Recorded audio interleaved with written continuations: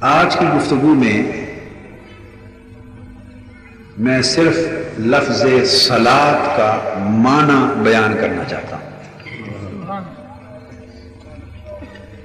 اور مجھے معلوم نہیں کہ وقت بچے گا یا نہیں۔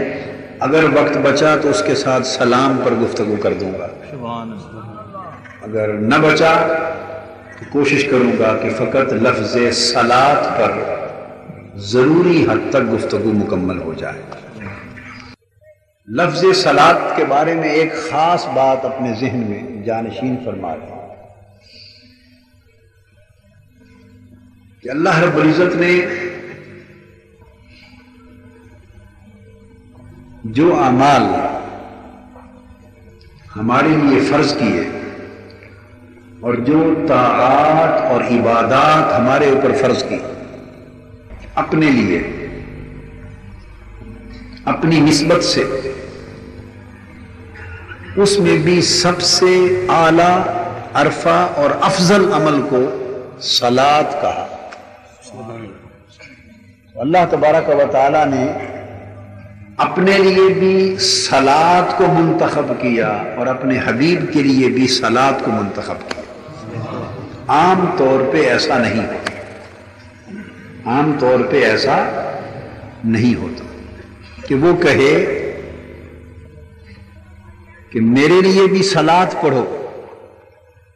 ترجمہ بدل جاتا ہے، وہ اس لیے بدل جاتا ہے کہ وہ ہماری زبان ہے۔ یہ بات سمجھنے والی ہے۔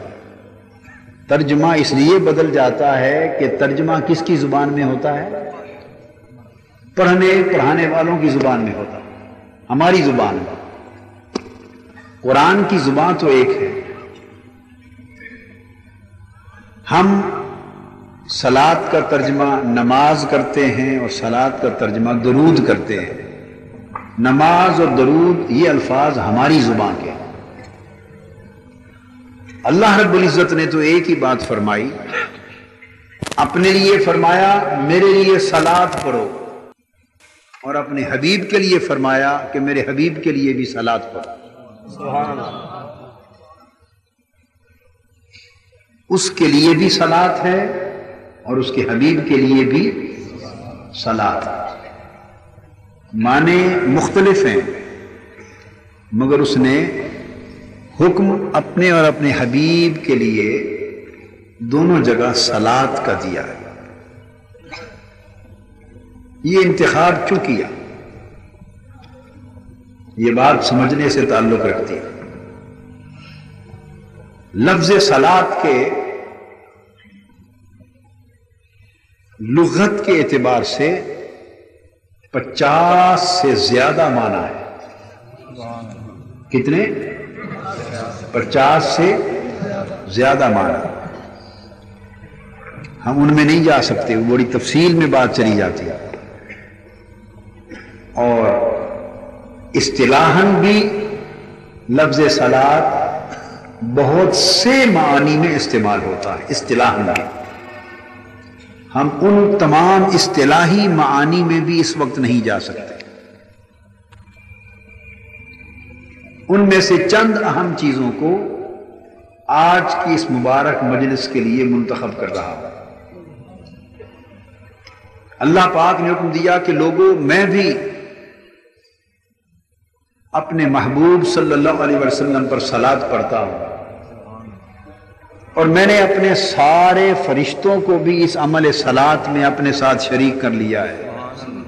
تم بھی میرے ساتھ شریک ہو جاؤ، تم بھی میرے ساتھ شریک ہو جاؤ۔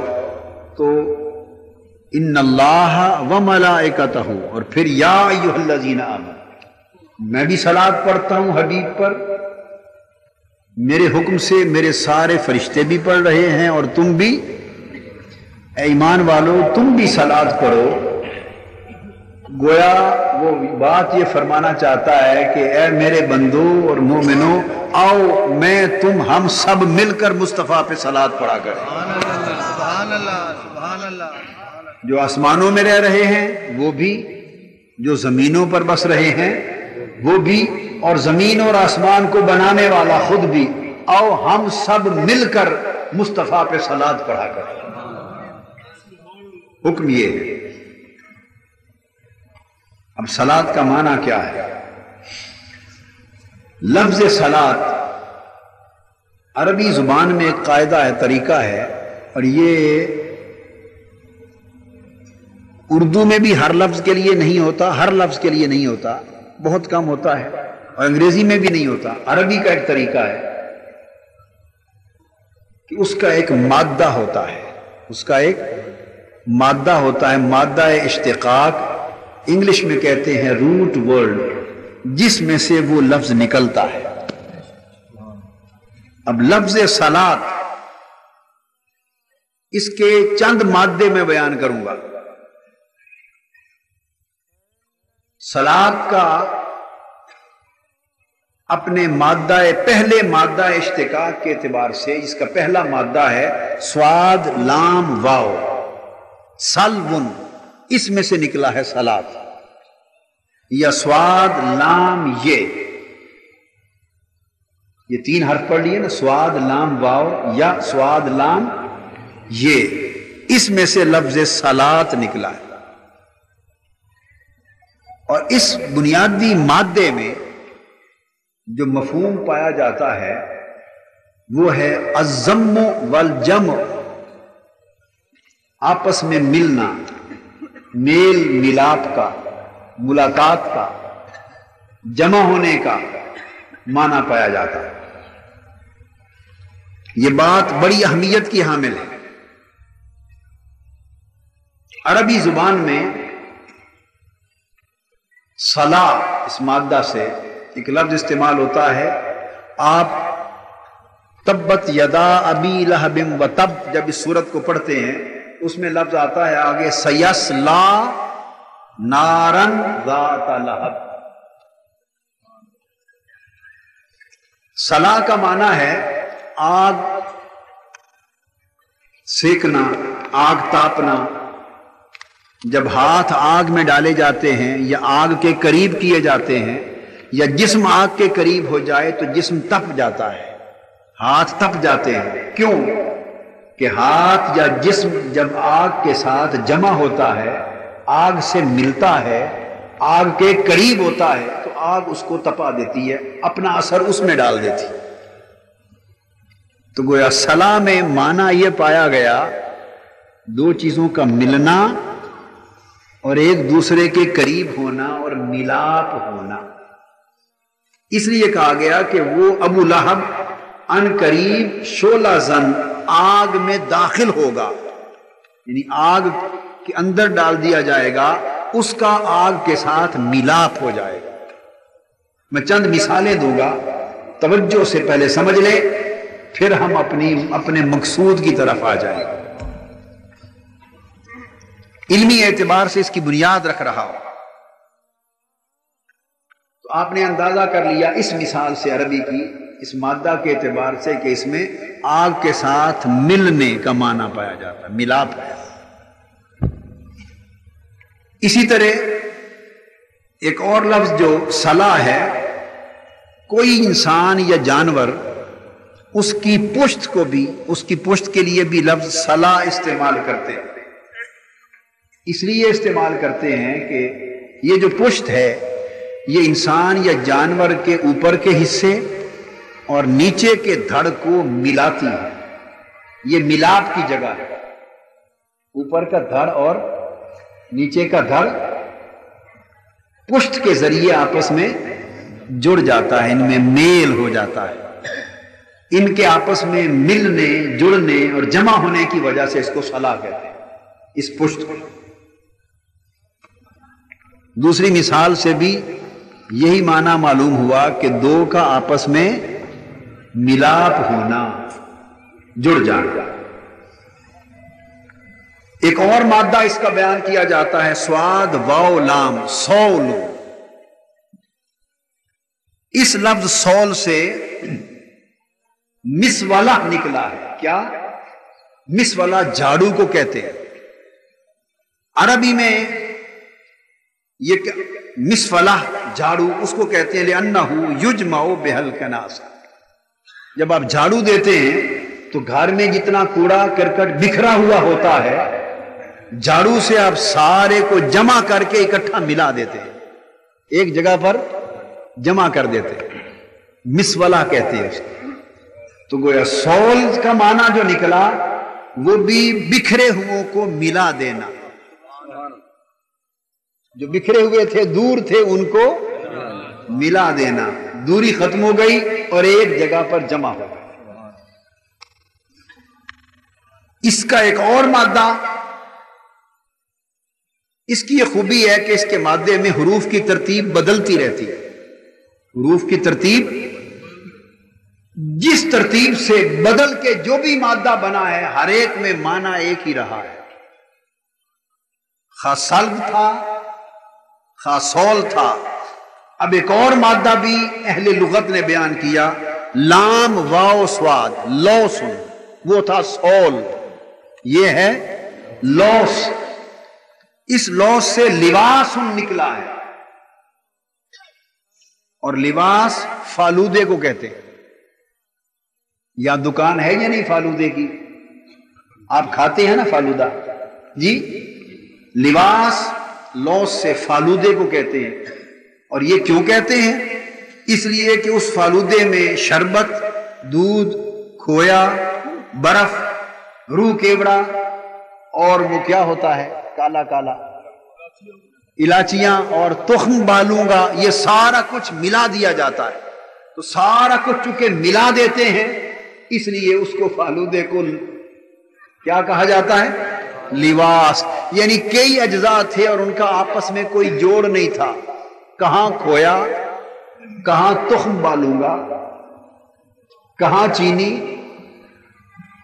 کہاں اس کے لچھے، کہاں نشاستہ، کہاں روح کیوڑا، کہاں الائچیاں، جدا جدا چیزیں تھیں، ساروں کو جدا جدا چیزوں کو ملا کے ایک کر دیا، اس کو لباس کہتے ہیں۔ تو آپ نے دیکھا کہ سلاد کے اس مادے میں بھی ملاپ پایا گیا، کیا؟ ملاپ کا مفہوم پایا گیا۔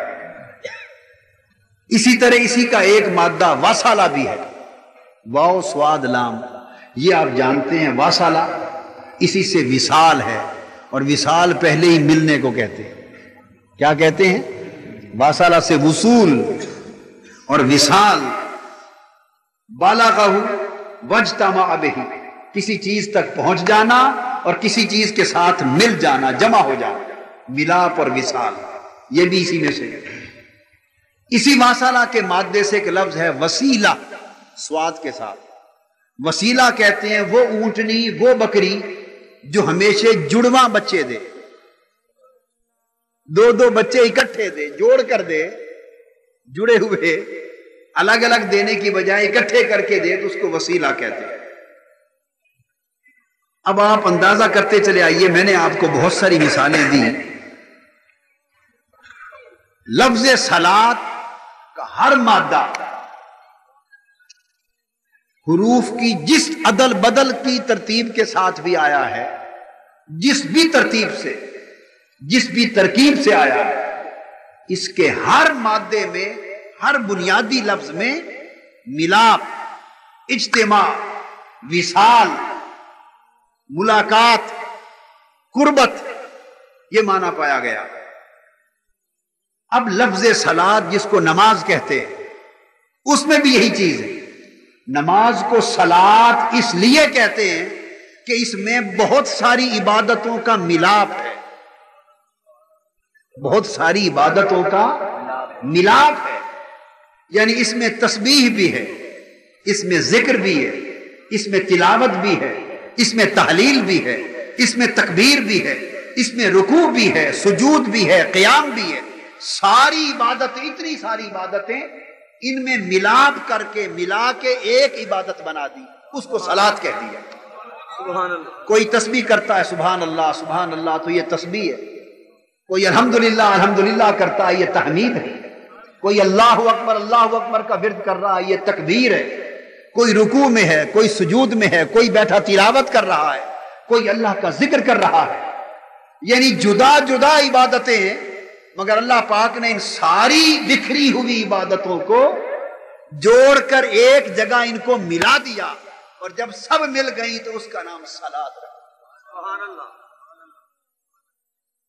اکیلی نماز اور باجماعت نماز میں بھی سارے لوگ اکٹھے مل جاتے ہیں۔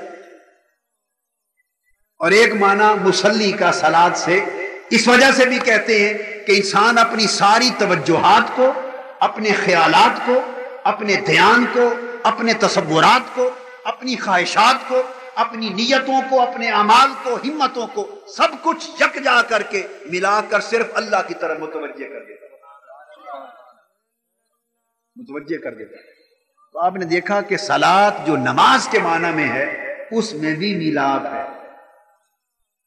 اس میں بھی اس کی حیات ترکیبی میں بھی ملاپ ہے، اس کی حیات ترکیبی میں بھی ملاپ ہے اور اس کے مقصد میں بھی ملاپ ہے۔ فرمایا الصلاۃ معراج المؤمنین، نماز مومن کی معراج ہے۔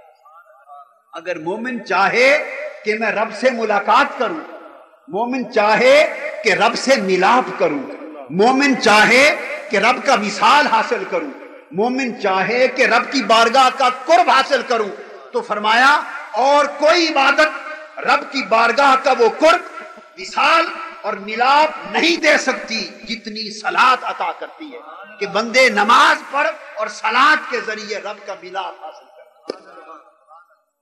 تو آپ نے دیکھا کہ صلاۃ میں ہر طرف ملاپ ہی ملاپ، ہر طرف ملاپ ہی ملاپ ہے۔ اب جب یہ بات آپ پر طے ہو گئی، اس کے لغوی معنی کے اعتبار سے، اس کے مادوں کے اعتبار سے، اس کے اصطلاحی معنی کے اعتبار سے، نماز کے معنی کے اعتبار سے، ہر جہت سے، اور اس کے جملہ لغوی استعمالات کے اعتبار سے، ہر جگہ صلاۃ میں ملاپ ہے، ملاقات ہے، جمع ہونا ہے، قریب کرنا ہے اور قریب ہونا ہے۔ اب آیت کریمہ کی طرف آئیے، اب اس معنی کا اطلاق کرتا ہوں۔ اللہ پاک نے فرمایا ان اللہ و ملائکتہ یصلون علی النبی، اللہ ہر وقت اپنے محبوب پر صلاۃ پڑھتا ہے، اور صلاۃ کا معنی ملاپ ہے۔ صلاۃ کے مادہ میں جو بنیاد ہے وہ کیا ہے؟ ملاپ ہے، جمع ہونا، ملاقات کرنا ہے۔ تو وہ صلاۃ کس طرح پڑھتا ہے، اس کی حقیقت کو تو وہ پڑھنے والا جانے اور جس پر پڑھا جاتا ہے وہ جانے، مگر جو بات لفظ صلاۃ کے معنی اور مفہوم سے ہماری سمجھ میں آئی اور اہل لغت کی طرف سے اور اہل شریعت کے بیان کردہ معنی اور اہل اصطلاحات کی طرف سے جو بات سمجھ میں آئی وہ یہ کہ اللہ فرماتا ہے کہ میں ہر وقت اپنے نبی پر صلاۃ پڑھتا ہوں۔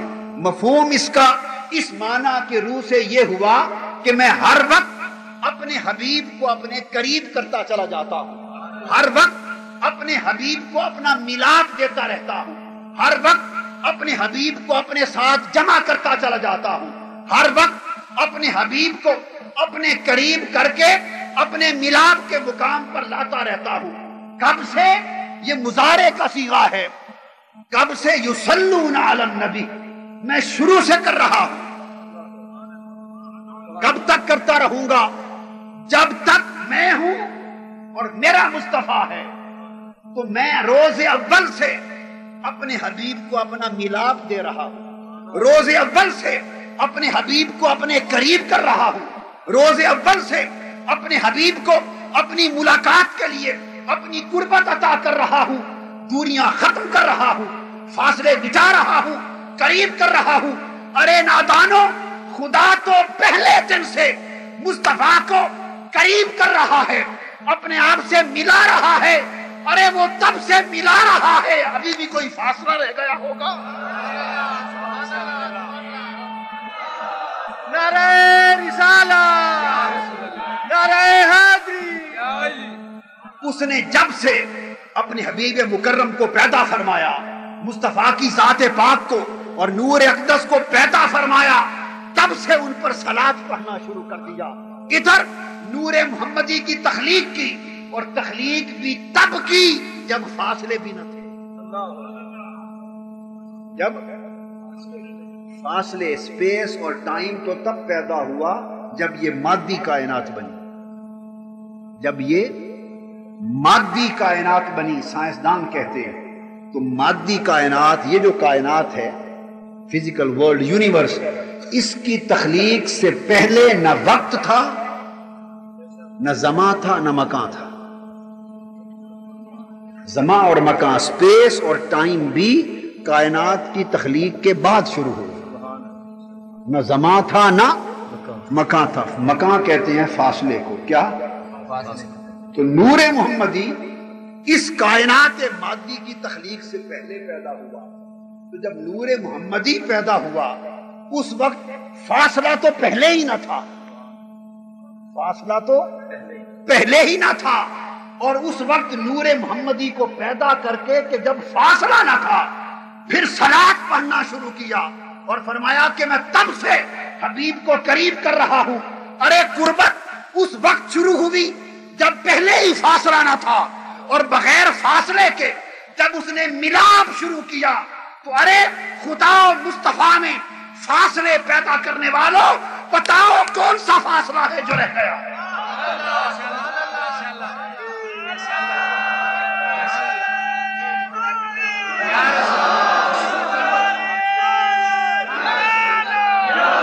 کون سی دوری ہے جو رہ گئی ہے؟ کون سا بعد ہے جو رہ گیا ہے؟ کون سا فاصلہ ہے جو رہ گیا ہے؟ اگر کوئی تھا بھی تو اس کی صلاۃ نے اس کو بھی مٹا دیا، سوائے ایک فاصلے کے، سوائے کہ وہ خالق ہے، یہ مخلوق ہے۔ وہ خالق ہے اور یہ فاصلہ حق ہے کہ یہ عبد ہیں اور وہ معبود ہے، یہ فاصلہ حق ہے۔ اس کے سوا نہ کوئی فاصلہ پہلے تھا، اور اگر کوئی تھا بھی تو اس کے عمل صلاۃ نے تب سے مٹانا شروع کیا، کیا اب تک نہیں مٹا؟ سبحان اللہ، سبحان اللہ۔ پھر وہ کہتا ہے یصلون علی نبی کہ میں ملا رہا ہوں محبوب کو اپنے سے، وہ فاصلے مٹا رہا ہے، ہم فاصلے بڑھا رہے ہیں۔ وہ ملاپ ثابت کر رہا ہے، ہم فاصلے ثابت کر رہے ہیں۔ وہ ہم نے خدا کے خلاف معاذ اللہ اسلام کے نام پر ایک جنگ جاری کر رکھی۔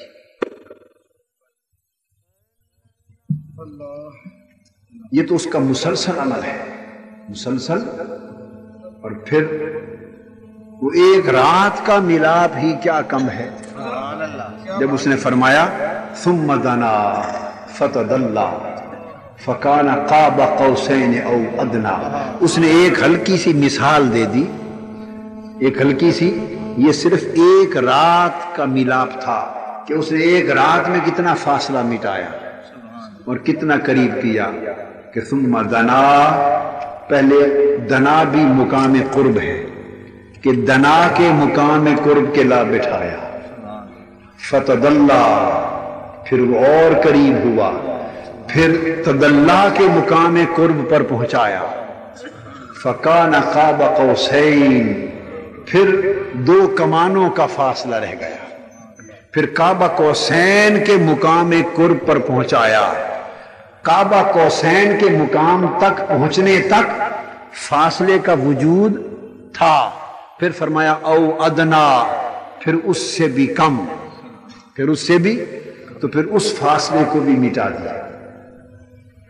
تو او ادنا کے مقام پر یہ قربت تو اس نے اس ایک رات شب معراج عطا کی، تو وہ تو اس سے پہلے سے صلاۃ پڑھ رہا ہے اور آج تک پڑھ رہا ہے اور قیامت تک اور قیامت کے بعد تک پڑھتا رہے گا۔ کوئی تصور کر سکتا ہے کہ اس نے اپنے محبوب کو اپنے کتنا قریب کر لیا ہوگا، کتنا قریب کر لیا ہوگا؟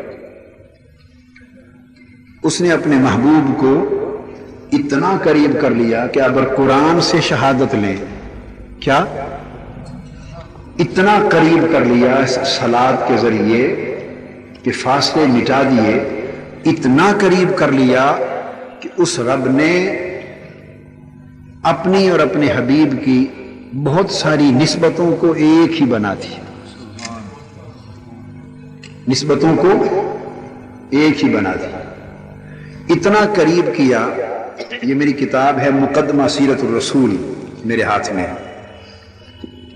قربت کا عالم یہ کہ اس نے فرمایا انما المؤمنون الذین آمنوا باللہ ورسولہ، ایمان والے وہ ہیں جو اللہ اور اس کے رسول پر ایمان لائیں، ایمان میں ایک کر دیا۔ میں قرب سمجھا رہا ہوں، کیا کتنا قریب کیا اور فاصلوں کو کتنا مٹایا کہ ایمان میں اپنے اور اپنے حبیب کی نسبت کو، بولیے، ایمان میں اپنے اور اپنے حبیب کی نسبت کو ایک کر دیا۔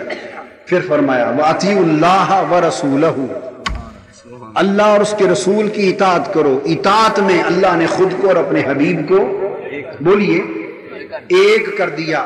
ذرا گنتے چلے آئیں کہ کتنی چیزوں میں ایک کر دیا، کتنی چیزوں میں ایک کر دیا۔ پھر فرمایا وَمَن يَعْصِ اللَّهَ وَرَسُولَهُ، جو کوئی اللہ اور اس کے رسول کی نافرمانی کرے، تو نافرمانی میں بھی اگر کوئی نافرمانی کرے رسول کی تو وہ اللہ کی، کوئی اللہ کی کرے تو وہ رسول کی۔ ذَلِكَ بِأَنَّهُمْ شَاقُّوا اللَّهَ وَرَسُولَهُ، یہ حکم اس لیے ہے کہ انہوں نے اللہ اور اس کے رسول کی مخالفت کی۔ مخالفت میں بھی جو رسول کی مخالفت کرے وہ اللہ کی، جو اللہ کی مخالفت کرے وہ رسول کی مخالفت، ایک کر دیا مخالفت میں بھی۔ فرمایا وَلَا يُحَرِّمُونَ مَا حَرَّمَ اللَّهُ وَرَسُولُهُ، اور وہ اسے حرام نہیں سمجھتے جسے اللہ نے حرام کیا اور اس کے، تو حرام ہونے حرمت کی نسبت میں بھی ایک کر دیا۔ خدا رسول کا حرام کیا ہوا اللہ کا حرام کردہ، اور رسول نے جسے حلال کیا وہ اللہ کا حلال کردہ۔ فرمایا انما جزاء الذین یحاربون اللہ ورسولہ، کہ جو لوگ اللہ اور اس کے رسول سے جنگ لڑتے، محاربت، جنگ میں بھی ایک کر دیا۔ جو مصطفیٰ سے جنگ کرتا ہے وہ خدا سے جنگ کرتا ہے۔ اور فرمایا وَلَوْ أَنَّهُمْ رَضُوا مَا آتَاهُمُ اللَّهُ وَرَسُولُهُ، اگر وہ راضی ہو جاتے تو کتنا اچھا تھا اس بات پر جو انہیں اللہ نے عطا کیا اور اس کے رسول نے، تو عطا میں بھی ایک کر دیا۔ رسول عطا کرے وہ خدا کا عطا کیا، خدا عطا کرے وہ مصطفیٰ کا عطا کردہ۔ اسی نکتے کو اعلیٰ حضرت نے فرمایا کہ بخدا خدا کا یہی ہے در، نہیں اور کوئی مفر مکر جو وہاں سے ہو یہیں آ کے ہو، جو یہاں نہیں تو وہاں نہیں، تو عطا میں ایک کر دیا۔ پھر فرمایا وما نقموا الا ان اغناہم اللہ ورسولہ، کہ انہیں کیا برا لگا، یہی بات کہ انہیں اللہ نے اور اس کے رسول نے اپنے فضل سے غنی کر دیا۔ تو غنی کرنے میں خدا اور مصطفیٰ ایک، عطا کرنے میں خدا اور مصطفیٰ ایک، جنگ میں محاربت میں خدا اور مصطفیٰ ایک، حرمت میں خدا اور مصطفیٰ ایک، مخالفت میں خدا اور مصطفیٰ ایک، نافرمانی میں خدا اور مصطفیٰ ایک، معصیت میں خدا اور مصطفیٰ ایک، اطاعت میں خدا اور مصطفیٰ ایک، ایمان میں خدا اور مصطفیٰ ایک۔ پھر فرمایا سیؤتین اللہ من فضلہ ورسولہ، ان قریب ہمیں اللہ اور اس کا رسول اپنے فضل سے عطا کر دے گا۔ فضل کرنے میں خدا اور مصطفیٰ ایک، جو خدا کا فضل وہی مصطفیٰ کا فضل، جو مصطفیٰ کا فضل وہی خدا کا فضل۔ اور فرمایا وَأَذَانٌ مِّنَ اللَّهِ وَرَسُولِهِ، کہ بلاوا ہے اللہ اور اس کے رسول کا، اذان اور بلاوے میں خدا اور مصطفیٰ ایک۔ فرمایا براءۃ من اللہ ورسولہ، بیزاری کا اعلان، خدا اور مصطفیٰ دوری میں ایک، قربت میں ایک۔ تمہارا جھگڑا ہو جائے تو فیصلے کے لیے خدا اور مصطفیٰ کی طرف لے جاؤ، فیصلے میں خدا اور مصطفیٰ ایک۔ انعم اللہ علیہ وانعمت علیہ، تو نے انعام کیا اور خدا نے انعام کیا، انعام کرنے میں خدا اور مصطفیٰ ایک۔ ما کان لمؤمن ولا مؤمنۃ اذا قضى اللہ ورسولہ امرا، فیصلہ اللہ اور اس کا مصطفیٰ فیصلہ کرنے میں ایک۔ لا تقدموا بین یدی اللہ ورسولہ، ادب میں خدا اور مصطفیٰ ایک۔ وَإِذَا قِيلَ لَهُمْ تَعَالَوْا إِلَىٰ مَا أَنزَلَ اللَّهُ وَإِلَى الرَّسُولِ، جب انہیں بلایا جائے خدا اور مصطفیٰ کی طرف تو دعوت میں خدا اور مصطفیٰ ایک۔ وَاللَّهُ وَرَسُولُهُ أَحَقُّ أَن يُرْضُوهُ، خدا اور اس کا رسول حقدار ہے کہ اسے راضی کرو۔ رضا میں خدا اور مصطفیٰ ایک، فضل میں ایک، رضا میں ایک، عطا میں ایک، اذان میں ایک، برات میں ایک، اطاعت میں ایک، حرمت میں ایک، قربت میں ایک، اطاعت میں ایک، محبت میں ایک، ایمان میں ایک، فرما برداری میں ایک، نافرمانی میں ایک۔ ارے خدا اللہ اپنے حبیب کو عبد اور معبود کے فرق کے ساتھ ہر حکم میں ایک بنا رہا ہے، تم ہر جگہ دو بنا رہے نعرہ رسالت، ایک ہے، ایک ہے، ایک ہے، ایک ہے، ایک ہے، ایک ہے، ایک ہے، جیڑا ایک کو ڈو کر جانے کافر تے مشرک ہے۔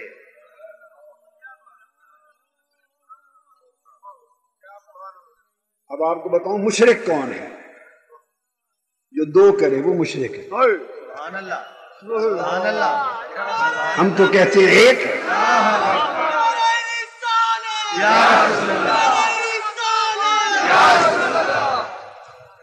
یہ تو میں نے ابھی چند آیتیں پڑھ دی کیونکہ طویل مضمون ہے، چند نمونے دیے، دیگ میں سے چند چاول دیے۔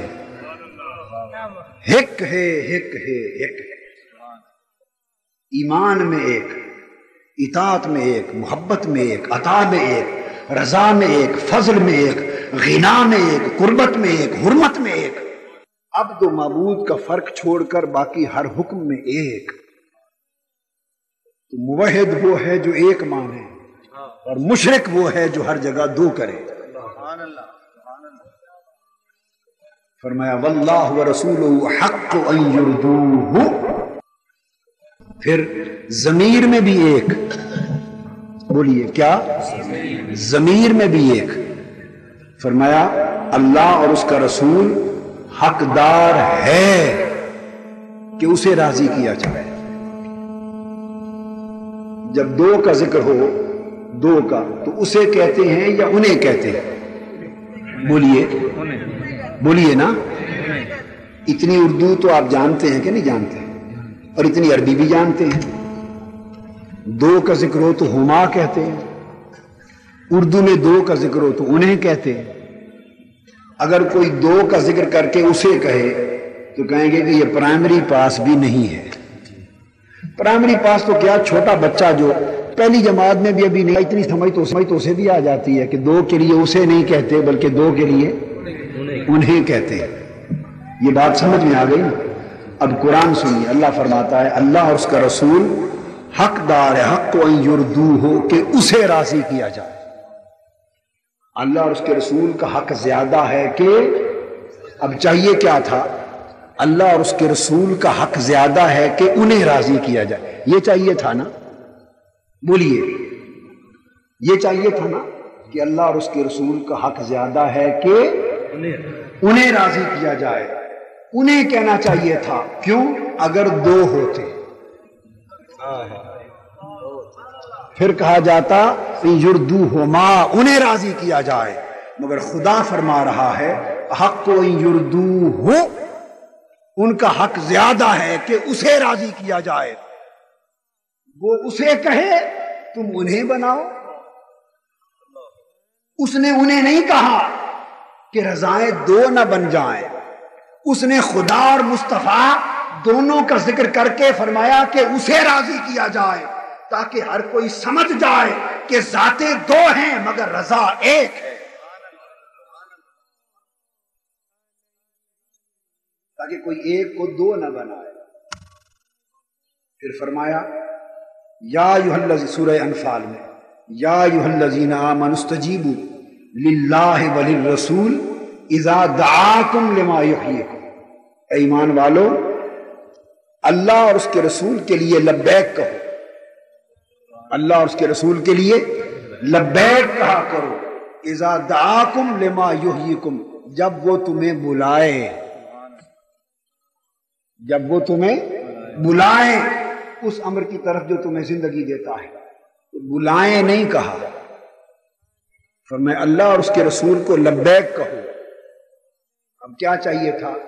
جب وہ تمہیں بلائیں، تاکہ پتہ چلتا کہ دو بلاوے آ رہے ہیں، बुलाएं, लेकिन फरमाया नहीं, अल्लाह और उसके रसूल को लब्बैक करो इज़ा दाकुम, जब वो तुम्हें बुलाए। नाम दो का है मगर बुलावा एक है। मुशरिक कौन हुआ? जो दो बनाए या एक कहे? एक का हुक्म तो कुरान दे रहा है। कुरान कहता है कि अल्लाह रसूल को लब्बैक कहो जब वो तुम्हें बुलाए। नाम दो हैं, जातें दो हैं, मगर बुलावा एक है। फिर फरमाया इन्ना अरसलनाका शाहिदम व मुबश्शिरम व नज़ीरा लितुमिनु बिल्लाहि व रसूलिहि व तुअज़्ज़िरूहु व तुवक्किरूहु व तुसब्बिहूहु बुक्रतन व असीला। ए हबीब, हमने आपको शाहिद बना के भेजा, मुबश्शिर बना के भेजा, नज़ीर बना के भेजा, ताकि लोगों तुम अल्लाह और उसके रसूल पर ईमान लाओ। अल्लाह और उसके रसूल पर कितना जिक्र है? अल्लाह और उसके रसूल पर ईमान लाओ और उसकी मदद करो। आगे उस आ गया, अल्लाह और उसके रसूल पर ईमान लाओ, दो की बात हो रही। वतुअज़्ज़िरूहुमा नहीं कहा, वतुवक्किरूहुमा नहीं कहा, वतुसब्बिहूहुमा नहीं कहा कि फिर तुम उनकी मदद करो, फिर तुम उनकी ताज़ीम करो और उनकी तस्बीह करो। नहीं, फरमाया अल्लाह और उसके रसूल पर ईमान लाओ और फिर उसकी मदद करो और उसकी ताज़ीम करो और उसकी तस्बीह करो सुबह शाम। जब ताज़ीम का जिक्र आया तो एक कर दिया, तस्बीह का जिक्र आया एक कर दिया, ताज़ीर और नुसरत का जिक्र आया एक कर दिया, ताकि लोगों के अकीदे में तौहीद और रिसालत दोनों की हकीकत समझ में आ जाए कि ईमान लाने वालों अल्लाह अल्लाह है, रसूल रसूल है, खुदा खुदा है, मुस्तफा मुस्तफा है। खुदा और मुस्तफा को अब्द और माबूद और खालिक और मखलूक मान लेने के बाद जब हक अदा करने का वक्त आए तो नुसरत में भी एक, ताज़ीम में भी एक, अदब में भी एक, मोहब्बत में भी एक, तस्बीह में भी एक, तौकीर में भी एक। नारे तकबीर, नारे रिसालत, जिंदाबाद। ईमान की हकीकत को समझ लें। युसल्लून अला नबी, अल्लाह की सलात का माना यह है कि उसने फासले मिटा दिए, उसने दूरियां मिटा दी, दूरियां मिटा दी और हमें हुक्म दिया या अय्युहल्लज़ीना आमनू सल्लु अलैहि, ईमान वालों तुम भी मेरे हबीब पर सलात पढ़ो, तुम भी मेरे हबीब पर सलात पढ़ो। मैंने सलात पढ़ी और मैंने हबीब को करीब कर लिया। तुम मेरे मुस्तफा पे सलात पढ़ो, मेरा मुस्तफा तुम्हें अपने करीब कर लेगा। तुम मेरे मुस्तफा पर सलात पढ़ो, मेरे नबी पर सलात पढ़ा करो। बारी ताला क्यों पढ़े? फरमाया मैंने सलात पढ़ी, मैंने हबीब को अपने करीब कर लिया। तुम मेरे नबी पर सलात पढ़ो, वो तुम्हें अपने करीब कर लेगा। तो वो लोग जो हुजूर की बारगाह की कुर्बत चाहें और हुजूर से मिलाप चाहें और आका का विसाल चाहें और आका की मुलाकात चाहें और आका की बारगाह की हुजूरी चाहें, उनके लिए सिवाय अमर सलात की और कोई रास्ता नहीं। तुम हुजूर के करीब होने के लिए सलात और सलाम की राह अपनाओ, फिर हुजूर खुदा के करीब हैं। सो जो मुस्तफा के करीब हुआ वो खुदा के करीब। ये सलात का एक माना। अब इसका दूसरा मादा जो है सलात का, उसमें एक और माना पाया जाता है। वो ये कि अगर कोई चीज बांस या कोई चीज टेढ़ी हो या लोहा टेढ़ा हो तो उसको आग में डालकर नरम करते हैं और उसके टेढ़ेपन को दूर करके सीधा कर देते हैं। जब आप लोहे को या किसी चीज को आग में डालें और उसके टेढ़ेपन को दूर कर दें और उसको दुरुस्त कर दें और सीधा कर दें, इस अमल को अरबी जुबान में सलात कहते हैं। तो सलात वो अमल है जो टेढ़ों को सीधा कर देता है, जो टेढ़ों को सीधा कर देता है। इसका मतलब है जो सलात को पसंद करे वो सीधा है और जो सलात को ना पसंद करे वो टेढ़ा है।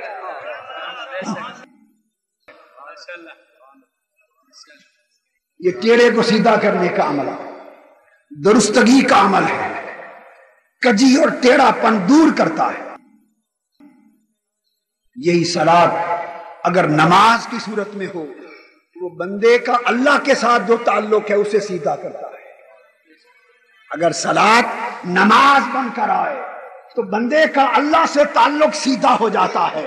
اگر صلاۃ درود و سلام بن کر آئے تو امتی کا نبی کے ساتھ تعلق سیدھا ہو جاتا ہے۔ لوگوں، اگر اپنے من کا اور دل کا اور ایمان کا ٹیڑھا پن دور کرنا چاہتے ہو تو صلاۃ پر مصطفیٰ میں فنا ہو جاؤ۔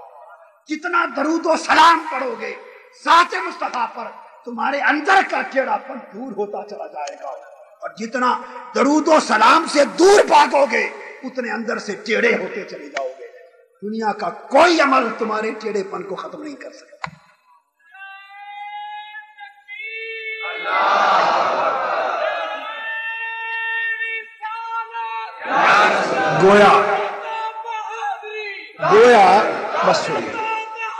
گویا عقیدے کی درستگی، عقیدے کی اصلاح، ایمان کا صحیح درست اور سیدھا ہونا اور من کا سیدھا ہونا اس بات پر منحصر ہے کہ وہ صلاۃ اور سلام پر کتنا قائم ہے۔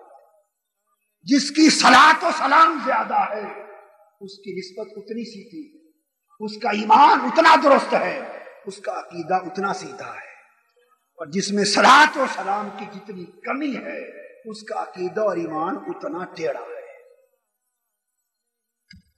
میں آج کی مجلس میں معنی بتاتا چلا جاؤں گا، بقایا سمجھنا آپ کا کام ہے۔ تیسرا معنی، اور در حقیقت اس کو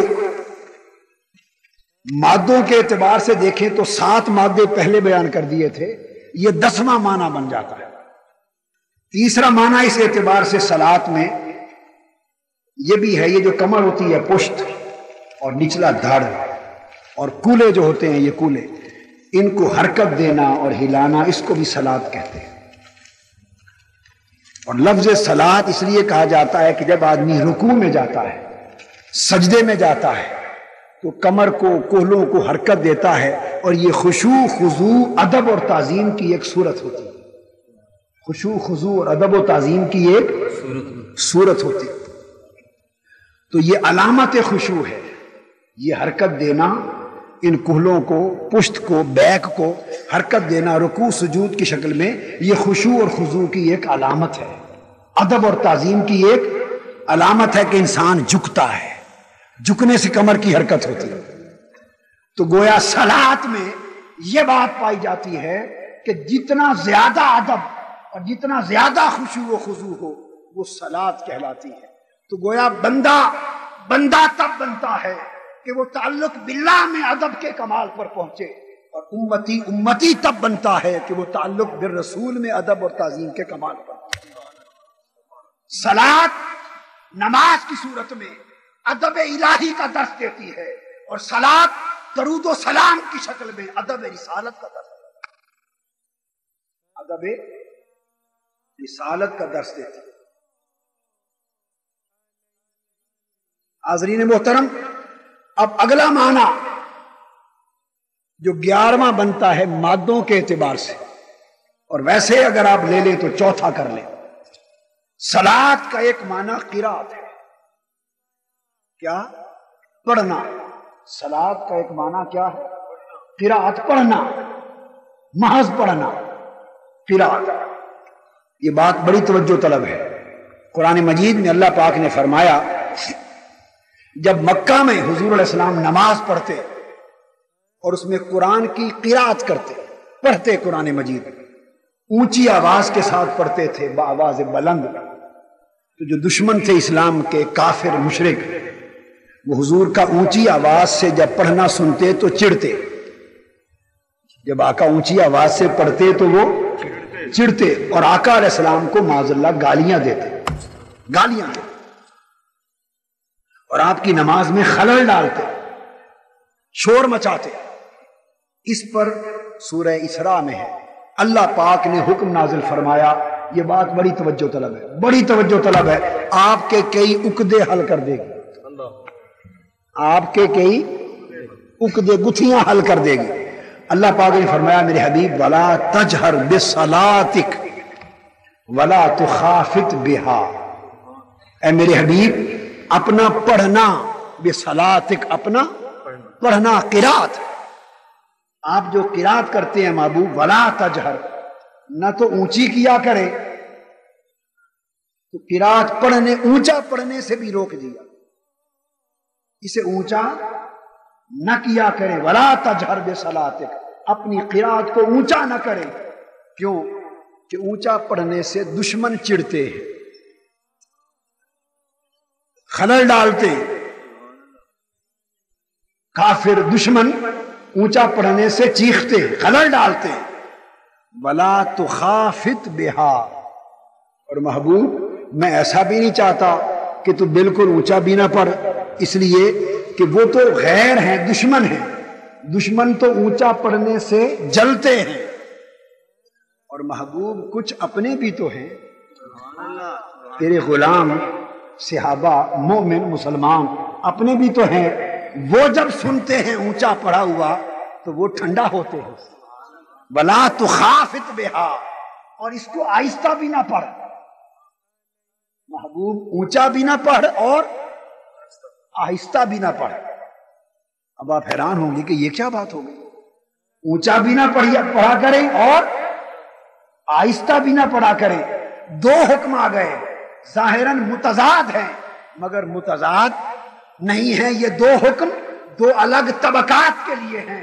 فرمایا اونچا پڑھنے سے منع کیا خیروں کی خاطر کہ خیر اور دشمن جلتے ہیں، اور آہستہ پڑھنے سے منع کیا اپنوں کی خاطر کہ اپنوں کا جی چاہتا ہے کہ محبوب آپ اونچا پڑھیں، ہم سنیں اور دل ٹھنڈا ہو، خدا کا کلام ہو یا مصطفیٰ کا سلام ہو، خدا کا کلام ہو یا مصطفیٰ کا سلام ہو۔ قرآن مجید نے دو اصول وضع کر دیے کہ اگر اونچا پڑھا جائے تو غیر جلتے ہیں، اور اگر اونچا پڑھا جائے تو اپنے خوش ہوتے ہیں، لہذا غیروں کے لیے اونچا پڑھنا منع ہے اور اپنوں کے لیے اونچا پڑھا جائے، لہذا جب اونچا پڑھا جائے خدا کا کلام یا مصطفیٰ کا سلام، ایک پہچان سن لو، اگر اونچا پڑھا جائے اور کوئی چڑے، فتویٰ لگائے، شور مچائے اور گالی گلوچ کرے اور چڑے، تو سمجھو کہ ولا تجہر بصلاتک کے تحت ہے، یہ خیر ہے، دشمن ہے، جن کے لیے خدا نے کہا کہ اونچا پڑھنے سے دشمن چڑھتے ہیں، اور اگر کلام خدا یا سلام مصطفیٰ اونچا پڑھا جائے اور کسی کا دل ٹھنڈا ہو تو سمجھ لو اپنے۔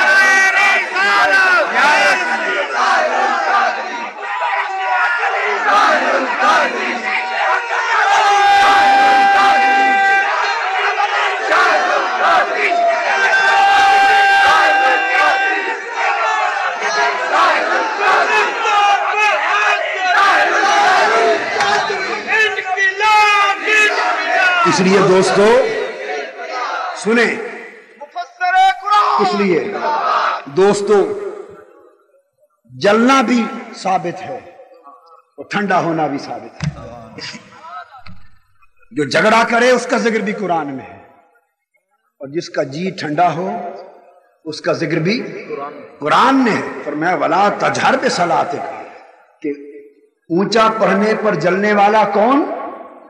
وہ غیر ہے، دشمن ہے، خدا و مصطفیٰ کا دشمن ہے، خواہ خدا کا کلام ہو یا مصطفیٰ کا سلام، لفظ صلات ہے، خواہ اس کی صلات ہو یا مصطفیٰ کی صلات ہو۔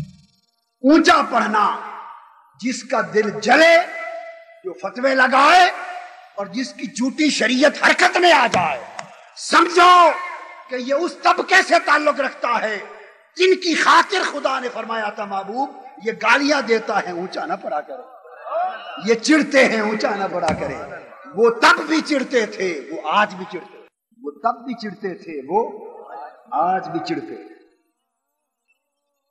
اور خدا کو خیال آیا، اللہ نے فرمایا کہ صرف ابو جہل اور ابو لہب بھی تو نہیں ہے نا، یہاں ابو بکر، عمر، عثمان اور علی بھی تو بستے ہیں۔ سبحان اللہ۔ ان کا جی کرے گا کہ ہم تو سنیں، ہمارے کانوں میں آواز کلام و سلام کی پڑے، تو فوری ساتھ حکم دے دیا ولا تو خافت بہا، اور محبوب ہر وقت ہمیشہ آہستہ بھی نہ پڑھ کہ کہیں محبت کرنے والے ترس نہ جائیں، عاشق لوگ ترس نہ جائیں، لہذا جہاں غیر ہوں ان کے لیے آہستہ پڑھ کے چڑے نہیں، جہاں اپنے ہوں وہاں اونچا پڑھ۔ اس نے ایک اصول دے دیا، غیروں کو اور اپنے کو پہچان کرنے کا اصول دے دیا کہ اللہ، خدا اور مصطفیٰ کے غیر کون ہیں اور خدا و مصطفیٰ کے بولیے اپنے کون۔ اس نے ایک اصول دے دیا، پہچان دے دی، جو چڑ ہیں وہ غیر ہے، جو ہنس لے اور جھوم جھوم کے سنے اور پڑھے وہ اپنے ہیں، وہ غلامان مصطفیٰ ہے، اور جو چڑے وہ دشمنان مصطفیٰ ہے اور دشمنان خدا ہے، یہ بندگان خدا ہے۔ تو صلاۃ ایک ہی ہے، اصول ایک ہے، اصول ایک ہے، اس کی صلاۃ ہو یا محبوب کی صلاۃ ہو، قاعدہ ایک ہے، استعمال ایک ہے، نتائج ایک ہے، حکم ایک ہے۔ تو غیروں کو صلاۃ و سلام آج بھی اونچی آواز سے اچھا نہیں لگتا، اپنوں کو اونچی آواز سے آج بھی لذت دیتا ہے، آج بھی لذت دیتا ہے، ایک سرور دیتا ہے، پہلے اس وقت بھی سرور دیتا تھا، آج بھی دیتا ہے۔ اور ایک معنی، 12واں معنی صلاۃ کا، وہ ہے ذکر جمیل کی اشاعت، حضور کے ذکر کو پھیلانا۔ صلاۃ کا ایک معنی کیا ہے؟ حضور کے ذکر کو فرمایا ان اللہ و ملائکتہ یصلون علی النبی، اللہ اور اس کے تمام فرشتے حضور پر صلاۃ پڑھتے ہیں، یعنی اللہ اور اس کے فرشتے حضور کے ذکر کی دھوم مچاتے ہیں۔ صلاۃ کا معنی اللہ اور اس کے فرشتے نبی کے ذکر کی دھوم مچاتے ہیں، آسمانوں پر بھی اور زمینوں پر بھی ایسے مواقع پیدا کرتے ہیں، ایسے سما بپا کرتے ہیں اور لوگوں کے دلوں میں یہ بات ڈالتے ہیں، اور ایمان والو میں بھی دھوم مچا رہا ہوں محبوب کے ذکر کی صلاۃ، میرے فرشتے بھی دھوم مچا رہے ہیں محبوب کے ذکر کی، صلو علیہ، آؤ تم بھی دھوم مچاؤ میرے محبوب کے ذکر کی۔ تو صلاۃ علی النبی کا ایک معنی ہے محبوب کے ذکر کی دھوم مچانا۔ اس معنی کی روح سے بزم ذکر اللہ کے اراکین اور اس مجلس کے شرکاء سن لیں کہ ساری رات آپ بیٹھے، نعتیں پڑھی گئیں، نعتیں ہوتی رہی، یہ نعت خوانی کی ساری مجلس ذکر مصطفیٰ کی دھوم مچی رہی، اور یہ آپ حکم قرآن کے مطابق ساری رات مصطفیٰ پہ صلاۃ پڑھتے۔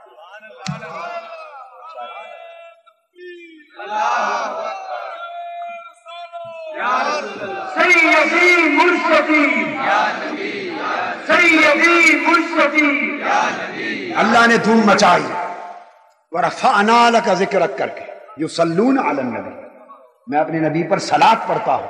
خدا نے محبوب پر صلاۃ پڑھا اور محبوب کے ذکر کی دھوم مچائی۔ کیسے مچائی؟ کہ حضور کے ذکر کو رفعت عطا کی، رفعت ذکر مصطفیٰ کے ذریعے سے دھوم مچائی کہ آسمانوں پہ حضور کا ذکر، جنتوں میں حضور کا ذکر، ارض و سما میں حضور کا ذکر، فرش و عرش پہ حضور کا ذکر، زمان و مکان میں حضور کا ذکر، اولی میں حضور کا ذکر، آخری میں حضور کا ذکر، قیامت کے دن حضور کا ذکر۔ اللہ رب العزت نے ہر جگہ اذان میں حضور کا ذکر، کلمہ میں حضور کا ذکر، نماز میں حضور کا ذکر، قرآن میں حضور کا ذکر۔ رب کائنات نے ہر موقع پر، ہر محل پر، ہر مکان پر، ہر زمان پر، ہر جگہ محبوب کا ذکر کا بلند کیا، دھوم مچائی، اور اتنا بلند کیا کہ ہر شے نیچے رہ گئی اور ذکر مصطفیٰ بلند ہو۔ انقلاب انقلاب، جوانیاں لٹائیں گے، اللہ پاک نے فرمایا کہ کہ میں اور میرے فرشتے اپنے محبوب کے ذکر کی دھوم مچا رہے ہیں. یصلون علی النبی کا معنی ہو ان کے ذکر جمیل کی اشاعت کر رہے ہیں، محبوب کے ذکر کو پھیلا رہے ہیں، بڑھا رہے ہیں. محبوب کے ذکر کو ہر وقت خدا بڑھا رہا ہے. فرمایا یا ایھا الذین آمنو، اے ایمان والو، صلو علیہ، تم بھی میرے حبیب کے ذکر کی دھوم مچایا کرو. اعلیٰ حضرت فرماتے ہیں وہ بڑھائے یہ گھٹائیں. وہ کیا؟ نہ گھٹے گا نہ گھٹا ہے کبھی چرچا تیرا. عقل ہوتی تو خدا سے نہ لڑائی ہو لیتے، عقل ہوتی تو خدا سے نہ لڑائی لیتے. یہ گھٹائیں اسے منظور بڑھانا تیرا.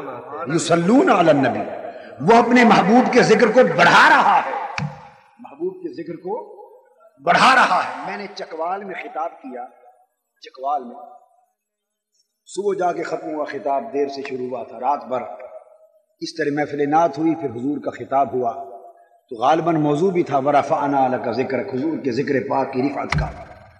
جب جلسہ ختم ہو گیا اور مصافحہ ہوا تو ایک مولانا صاحب آئے، مجھ سے انہوں نے مصافحہ کیا مولوی صاحب نے، اور مصافحہ کر کے پوچھنے لگے بڑا افسوس ہے. مجھے کہنے لگے قادری صاحب آپ پر بڑا افسوس ہے. میں نے پوچھا کیوں، کیا غلطی کر دی میں نے؟ انہوں نے کہا ساری رات اپنے رسول کا ذکر کیا تو خدا کا ذکر ہی نہیں کیا. رسول کا ذکر کرتے رہے اور خدا کا ذکر ہی نہیں کیا. ہائے ہائے ہائے. میں نے کہا مولانا مجھے آپ کی عقل پہ افسوس ہے، میں ساری رات وہ کام کرتا رہا جو آسمانوں پر خدا کرتا رہا. یصلون علی النبی ورفعنا لک ذکرک، وہ محبوب کا ذکر کر رہا ہے صبح و شام اور بڑھا رہا ہے اور پھیلا رہا ہے، اور ہمیں کہتا ہے یا ایھا الذین آمنو صلو علیہ، اگر ایمان والے ہو تو تم بھی میرے محبوب کے ذکر پھیلانے میں میرے ساتھ شریک ہو جاؤ. تو میں نے تو اتنا جرم کیا کہ خدا کے اس عمل کے ساتھ شریک رہا، ساری رات حضور کا ذکر کرتا رہا. تو بولیے کیا یہی ذکر خدا نہیں؟ یہی ذکر خدا. اور یہ حکم دیا مومنوں کو، ایمان والو صلو علیہ، تم بھی میرے مصطفیٰ کے ذکر کی دھوم مچا دو، میرے مصطفیٰ کے ذکر کی دھوم مچا دو. اب یہ صلاۃ حضور کے ذکر کو پھیلانا، اس کے لیے محفل میلاد منعقد ہو، جلوس میلاد ہو، جلسہ ہائے سیرت ہو، محافل نعت ہو، یہ سب ذکر مصطفیٰ کو پھیلانے کی صورتیں. یا ایھا الذین آمنوا صلو علیہ، ایمان والو میرے حبیب کے ذکر کی دھوم مچاؤ، میرے حبیب کے ذکر کو پھیلاؤ، میرے حبیب کے ذکر کو گلی گلی کوچا کوچا اس محبوب کے ذکر کو پھیلاؤ. تو جو ایمان والا ہے اس کا تو کام ہی ذکر مصطفیٰ کو پھیلانا ہے. اور جو کہے کہ تم ذکر رسول کو ساری رات کیا کرتے ہو، نعتیں پڑھتے رہتے ہو، یہ کیا ہے؟ بھئی یہ حضور کے ذکر کو پھیلانا ہے، یہ حکم الہی ہے، یہ حکم الہی ہے. تو جو حضور کے ذکر کے پھیلانے کے عمل سے خوش نہ ہو وہ اہل ایمان میں سے نہیں ہے. اور اہل ایمان کی پہچان یہ ہے کہ جو حضور کے ذکر کو پھیلتا دیکھ کر جس کا سینہ ٹھنڈا ہے.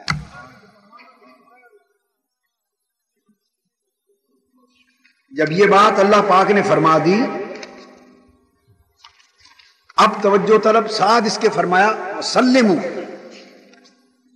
صلاۃ ہمارے لیے حکم دیا، صلاۃ پڑھو میرے محبوب پر، وسلموا تسلیما، اور سلام پڑھو میرے حبیب پر. اس سلام کو حکم دے کر ساتھ تسلیمہ،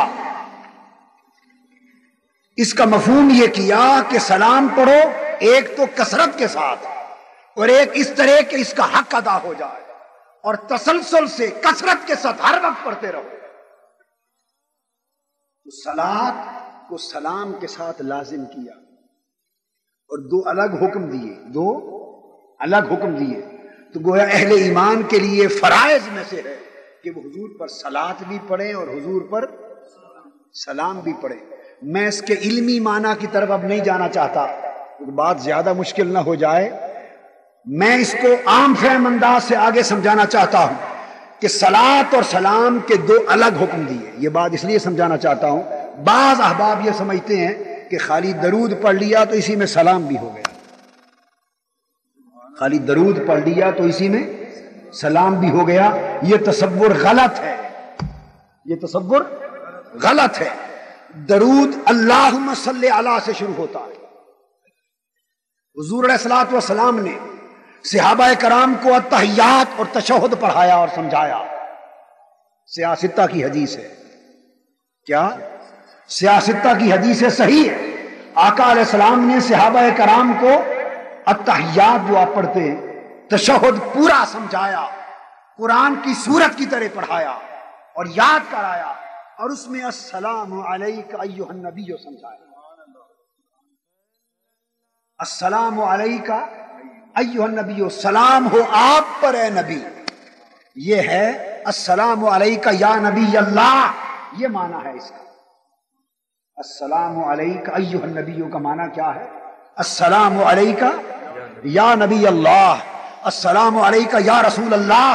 تشہد میں حدیث پاک میں ہے، آقا علیہ السلام نے صحابہ کو یہ سلام سمجھایا۔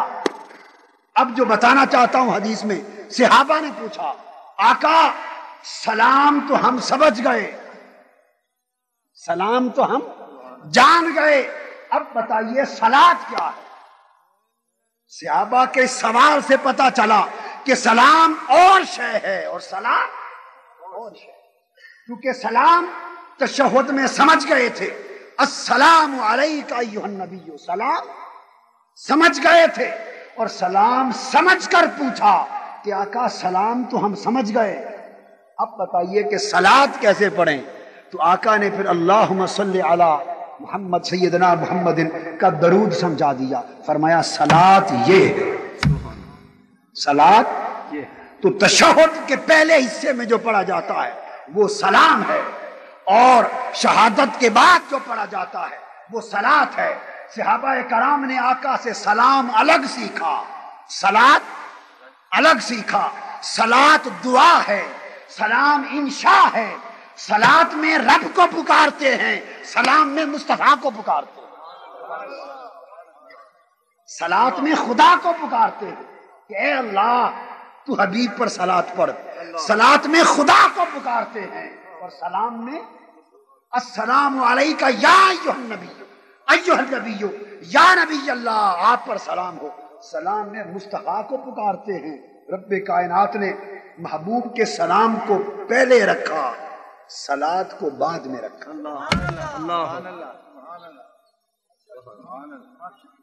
سلام کو پہلے رکھا، صلات کو بعد میں رکھا نماز میں، اور صلات میں خدا کو پکارنا ہے، اللہم صلی علی سیدنا محمد، اور سلام میں السلام علیک ایھا النبی، براہ راست مصطفیٰ کو پکارنا ہے۔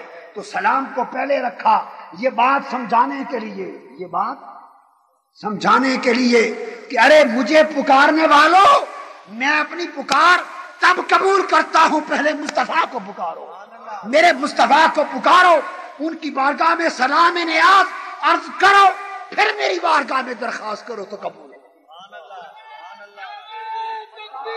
اللہ اکبر، یا رسول اللہ، سیدی مرشدی، یا نبی۔ اور جو بات توجہ طلب ہے اس تشہد میں، اس تشہد میں توجہ طلب بات یہ ہے، فرمایا السلام علیک ایھا النبی ورحمۃ اللہ وبرکاتہ، السلام علینا وعلی عباد اللہ الصالحین۔ یہ بات بڑی اہم ہے۔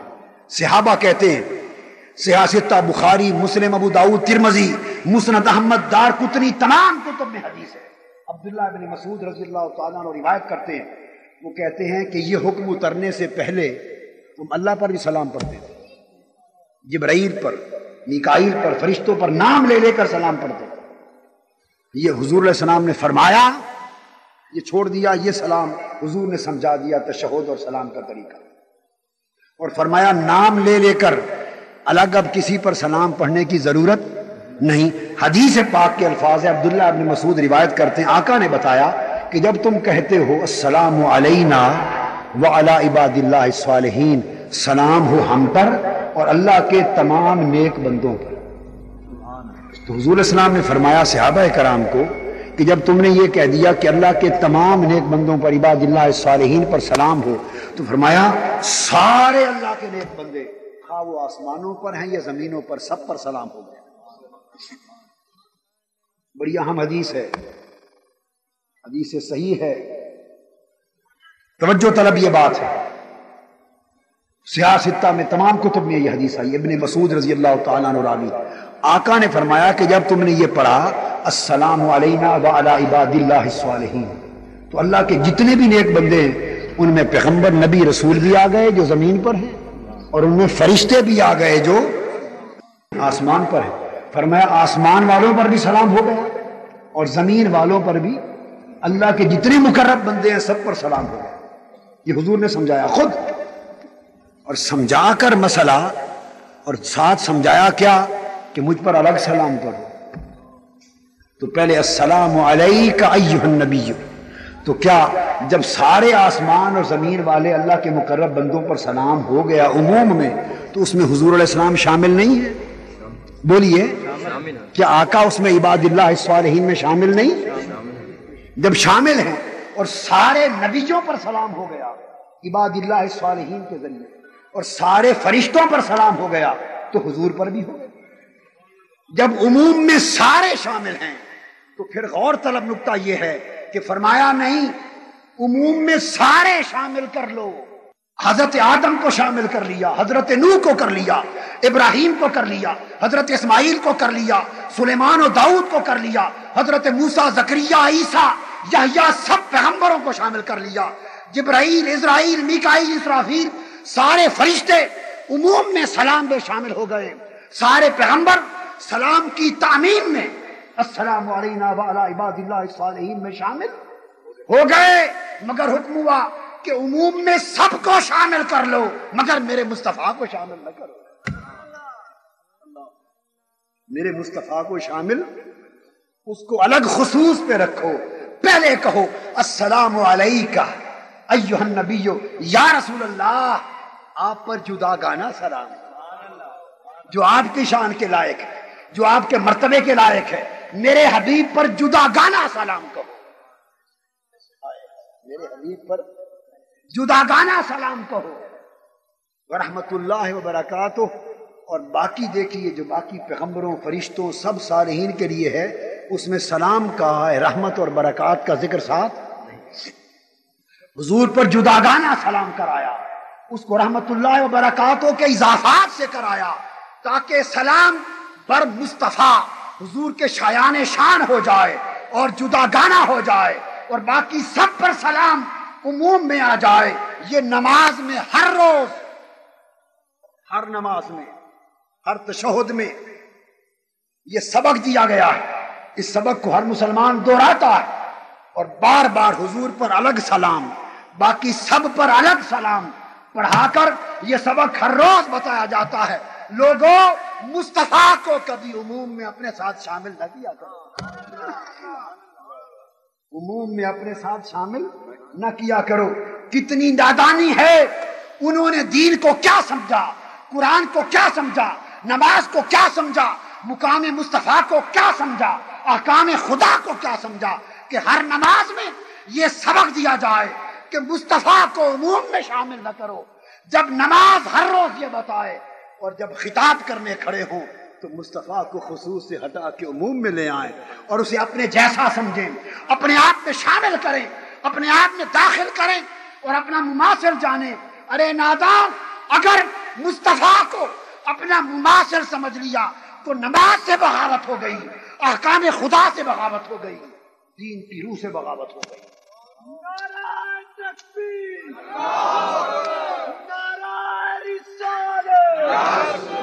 اللہ پاک کو تو سلام میں بھی حضور کو تعمیم میں شامل کرنا گوارا نہیں ہے، عموم میں نہیں، الگ سلام کا۔ اس لیے پھر حدیث پاک میں حضرت عبد الرحمن بن عوف رضی اللہ تعالیٰ عنہ روایت کرتے ہیں کہ حضور علیہ السلام ایک باغ میں تشریف لے گئے. یہ مسند احمد بن حنبل میں اور حاکم میں حدیث آتی صحیح ہے. باغ میں تشریف لے گئے اور ایک طویل سجدہ کیا, لمبا سجدہ کیا. صحابہ پریشان ہو گئے, اٹھے, تشریف لائے اور آقا علیہ السلام نے خوشخبری سنائی. فرمایا بھی جبرائیل امین آئے تھے اور جبرائیل امین نے اللہ کی طرف سے یہ خوشخبری پہنچائی ہے. اللہ نے فرمایا میرے حبیب ان اللہ یقول لک, یہ جبرائیل امین نے پہنچایا, من صلی علیک صلاۃ صلیت علیہ ومن سلم علیک سلمت علیہ. جبرائیل امین نے یہ پیغام پہنچایا میرے مصطفیٰ امت کو بتا دے جس شخص نے آپ پر درود پڑھا, سنیے, جس شخص نے میرے مصطفیٰ آپ پر درود پڑھا, صلیت علیہ, خدا وعدہ فرماتا ہے میں اس شخص پہ درود پڑھوں گا. میرے حبیب جو آپ پر درود پڑھے میں اس شخص پر درود پڑھوں گا. ومن سلم علیہ سلمت علیہ, اور محبوب یہ بھی اعلان فرما دے جو آپ پر سلام پڑھے میں اس پر سلام پڑھوں گا. میرے حبیب جو آپ پر سلام پڑھے میں اس کو سلام کہوں گا. اب یہ نکتہ بڑا توجہ طلب ہے, یہ وہی ہے کی بات آ رہی ہے. وہ کیا؟ جو محبوب آپ پر سلام پڑھے میں اس کو سلام کہوں گا. اب اللہ کو سلام آپ نہیں کر سکتے, آپ اللہ کو سلام کر سکتے نہیں, وہ خود سلام ہے, وہ خود سلام ہے. آپ نہیں کہہ سکتے اللہ تجھ پر سلامتی ہو, نہیں کہہ سکتے. السلام علی اللہ نہیں کہتے, وہ خود سلام ہے. تو اللہ پر تو سلام ہے نہیں. تو سلام کا قاعدہ یہ ہے جس پر سلام کہا جائے وہی جواب دیتا ہے. یہ ممکن ہے میں سلام کہوں, مفتی عبد القیوم خان صاحب السلام علیکم نام لے کر انہیں سلام کہوں, اور علامہ محمد عارف نوری صاحب مجھے جواب دیں پروفیسر صاحب وعلیکم السلام. میں مفتی عبد القیوم خان صاحب کا نام لے کر انہیں سلام کروں اور جواب کون دیں؟ علامہ نوری صاحب. یہ کوئی عقل کی بات ہوگی؟ کوئی اسے قبول کرے گا؟ ایک عام عقل کا آدمی بھی کہتا ہے کہ جس کو سلام کیا جاتا ہے وہی جواب دیتا ہے, دوسرے سلام اس کو کیا ہے تم کیا جواب دیتے ہو؟ درست ہے یہ غلط بات ہے؟ یہ بات سمجھ میں آ گئی؟ اب پھر ذرا حدیث پر توجہ کریں. اللہ پاک نے فرمایا میرے حبیب امت کو بتا دے من سلم علیک سلمت علیہ, جو آپ کو سلام کہے اس کو میں سلام کا جواب دوں. ابھی سمجھ نہیں آئی.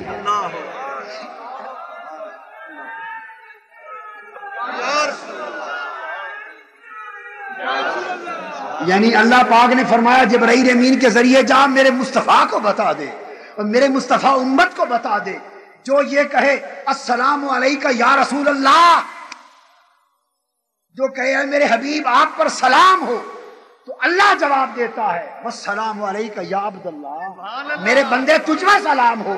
ارے مولا تجھے تو سلام کیا نہیں, تجھے تو سلام کیا نہیں, سلام تو مصطفیٰ کو کیا ہے, اور اللہ پر تو سلام ہو نہیں سکتا. باری تعالیٰ سلام تو حضور کو کیا ہے اور جواب تو دے رہا ہے وعلیکم السلام. یہ بات کیا ہوئی؟ فرمایا چونکہ مجھ پر سلام ہو نہیں سکتا اس لیے میرے مصطفیٰ کے سلام سے مت چڑو, میرے مصطفیٰ کے سلام سے مت چڑو, چونکہ مجھ پر سلام براہ راست پڑھ نہیں سکتے. میں نے سلام کا راستہ یہ نکالا ہے جو مصطفیٰ کو سلام کہے جواب نہ دیتا ہوں.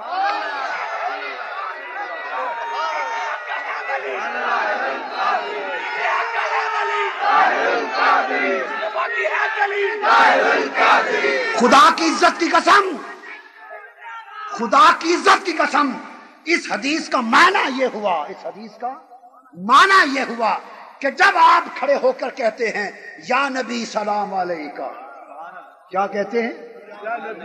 یا نبی سلام علیکہ, آسمان سے خدا جواب بھیجتا ہے یا عبدی سلام علیکہ، ہائے ہائے، یا عبدی سلام علیکہ۔ تم کہتے ہو یا نبی سلام علیکہ، خدا کہتا ہے یا عبدی سلام علیکہ۔ تم کہتے ہو آقا آپ پر سلام ہو، وہ جواب دیتا ہے وعلیکم السلام، تم پر سلام، قربان جاؤں۔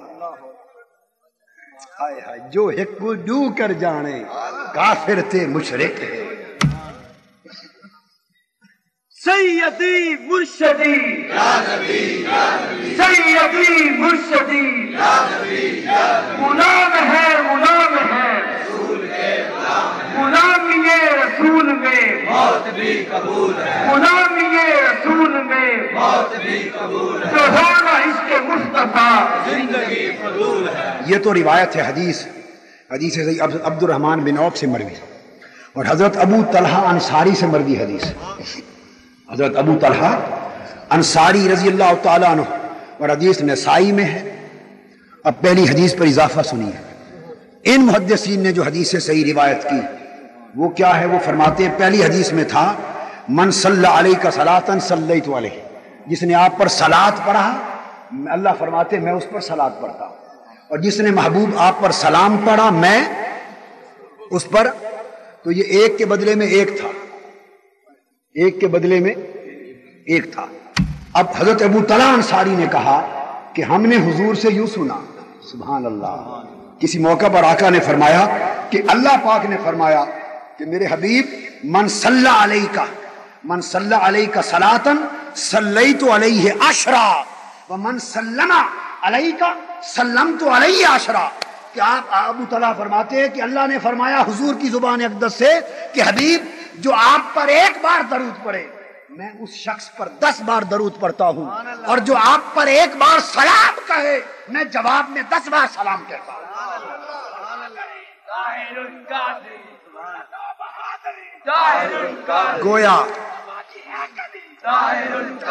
گویا آپ نے حضور علیہ السلام پر ایک بار سلام پڑھا اور خدا نے 10 بار سلام کا جواب دیا۔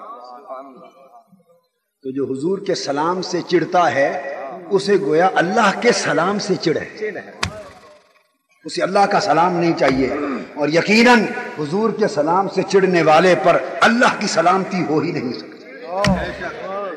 اللہ کی سلامتی اللہ نے تو فرمایا محبوب جو آپ پر سلام بھیجے میں تو اس پر سلام بھیجتا ہوں۔ تو بولی اللہ کے سلام کے حقدار کون ہیں؟ حضور پر سلام پڑھنے والے، حضور پر سلام پڑھنے والے۔ ایک سلام کے جواب میں خدا 10 سلام بھیجتا۔ کوئی بڑا سے بڑا محب بھی ہو ایسا کوئی نہیں کرتا، جتنی بھی محبت ہو کسی کو، ایک سلام کے جواب میں 10 جواب کوئی دیتا ہے؟ بولیے 10 جواب تو محبوب کے سلام کا محب بھی نہیں دیتا، خود محبوب کو کوئی نہیں دیتا، اور یہ محبوب نہیں بھیج رہا، محبوب کے غلام محبوب پہ سلام بھیج رہے ہیں، اور وہ محبت کرنے والا اوپر سے سلام بھیجنے والے غلاموں کو 10 بار جواب دے رہا ہے۔ تم نے میرے محبوب پر سلام بھیجا ہے، 10 بار تم پر سلام۔ اندازہ کریں کتنا خوش ہوتا ہے وہ محبوب کے صلاۃ و سلام سے، کتنا خوش ہوتا ہے محبوب کے صلاۃ و سلام سے۔ یہ حقیقت میں یہ ایمان اور یہ تعلق محبت کا تعلق ہے۔ آج یہ بات زور دے کے اس لیے سمجھا رہا ہوں کہ آج کی خرابی سمجھ لیں، اللہ کے ساتھ رشتے اور تعلق میں خرابی نہیں ہے، اللہ کے ساتھ رشتے اور تعلق میں خرابی نہیں ہے۔ کوئی یہ نہ سمجھے، اصلاح کرنے والے بھول جائیں آج امت میں شرک کی خرابی نہیں ہے، شرک کی خرابی نہیں ہے، امت میں حق رسالت ادا کرنے میں خرابی ہے، ادب نبوت ادا کرنے میں خرابی ہے، ادب رسالت ادا کرنے میں خرابی ہے۔ آقا علیہ السلام جب تشریف لائے شرک کو جڑ سے کاٹ گیا، شرک کٹ گیا۔ وہ لوگ جو امت میں دین کی خدمت کرنا چاہتے ہیں امت مصطفیٰ میں، وہ سمجھ لے کہ امت مصطفیٰ میں شرک باقی نہیں رہا، شرک باقی امت مصطفیٰ میں جو خرابی ہے وہ دین مذہب کے اعتبار سے ان نبوت اور رسالت کی بے ادبی کی ہو سکتی ہے یا دنیا پرستی کی ہو سکتی ہے. شرک کی جڑ کٹ گئی, شرک کی جڑ کٹ گئی. حضور علیہ السلام نے فرمایا, حدیث ہے بخاری اور مسلم کی متفق علیہ حدیث,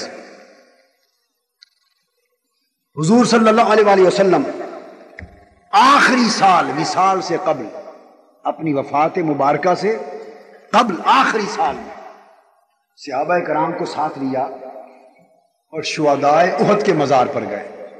کہاں؟ یہ متفق علیہ حدیث سنا رہا ہوں, حضرت عقبہ بن عامر رضی اللہ تعالیٰ عنہ حدیث کے راوی ہیں, متفق علیہ حدیث.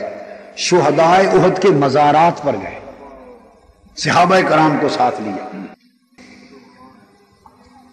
اس سے مزارات کی زیارت کو جانا بھی سنت رسول ثابت ہوا. بخاری مسلم کی متفق علیہ حدیث. صحابہ کو ساتھ لیا, اکیلے بھی نہیں گئے, صحابہ کی جماعت کو ساتھ لے گئے اور زیارت کی شہدائے احد کے مزارات پر گئے. وہاں جا کے ان کے لیے دعا کی. تو مزارات پہ جانا, زیارت کرنا اور دعا کرنا یہ حضور کی سنت اور صحابہ کی سنت سے ثابت ہوا. اور پھر کیا کیا؟ حدیث کے لفظ ہیں, بخاری مسلم اٹھا کے دیکھیے. پھر حدیث میں آتا ہے جب حضور دعا کر چکے, زیارت کر چکے, دعا کر چکے, تو وہیں منبر پہ کھڑے ہوئے, وہیں منبر پہ قیام فرما ہوئے. تو منبر کہاں سے آ گیا تھا؟ شہدائے احد کے مزارات پہ منبر کہاں سے آ گیا تھا؟ کو پہلے سے رکھا ہوا تھا؟ بولیے, منبر کا انتظام کیا گیا. تو شہدائے احد کے مزارات پہ حضور گئے صلی اللہ علیہ وسلم, صحابہ کرام کو لے گئے, اجتماع کیا اور منبر پہ چڑھ کے خطاب فرمایا. اسی کو عرس کہتے ہیں. اور کچھ نہیں. نعرہ تکبیر, نعرہ رسالت, نعرہ حیدری. 8واں سال اور حدیث کے لفظ ہیں بعد سمان سنین. ان کی شہادت وصال سے 8ویں سال, عین 8 سال ان کی وفات کو ہوئے تھے.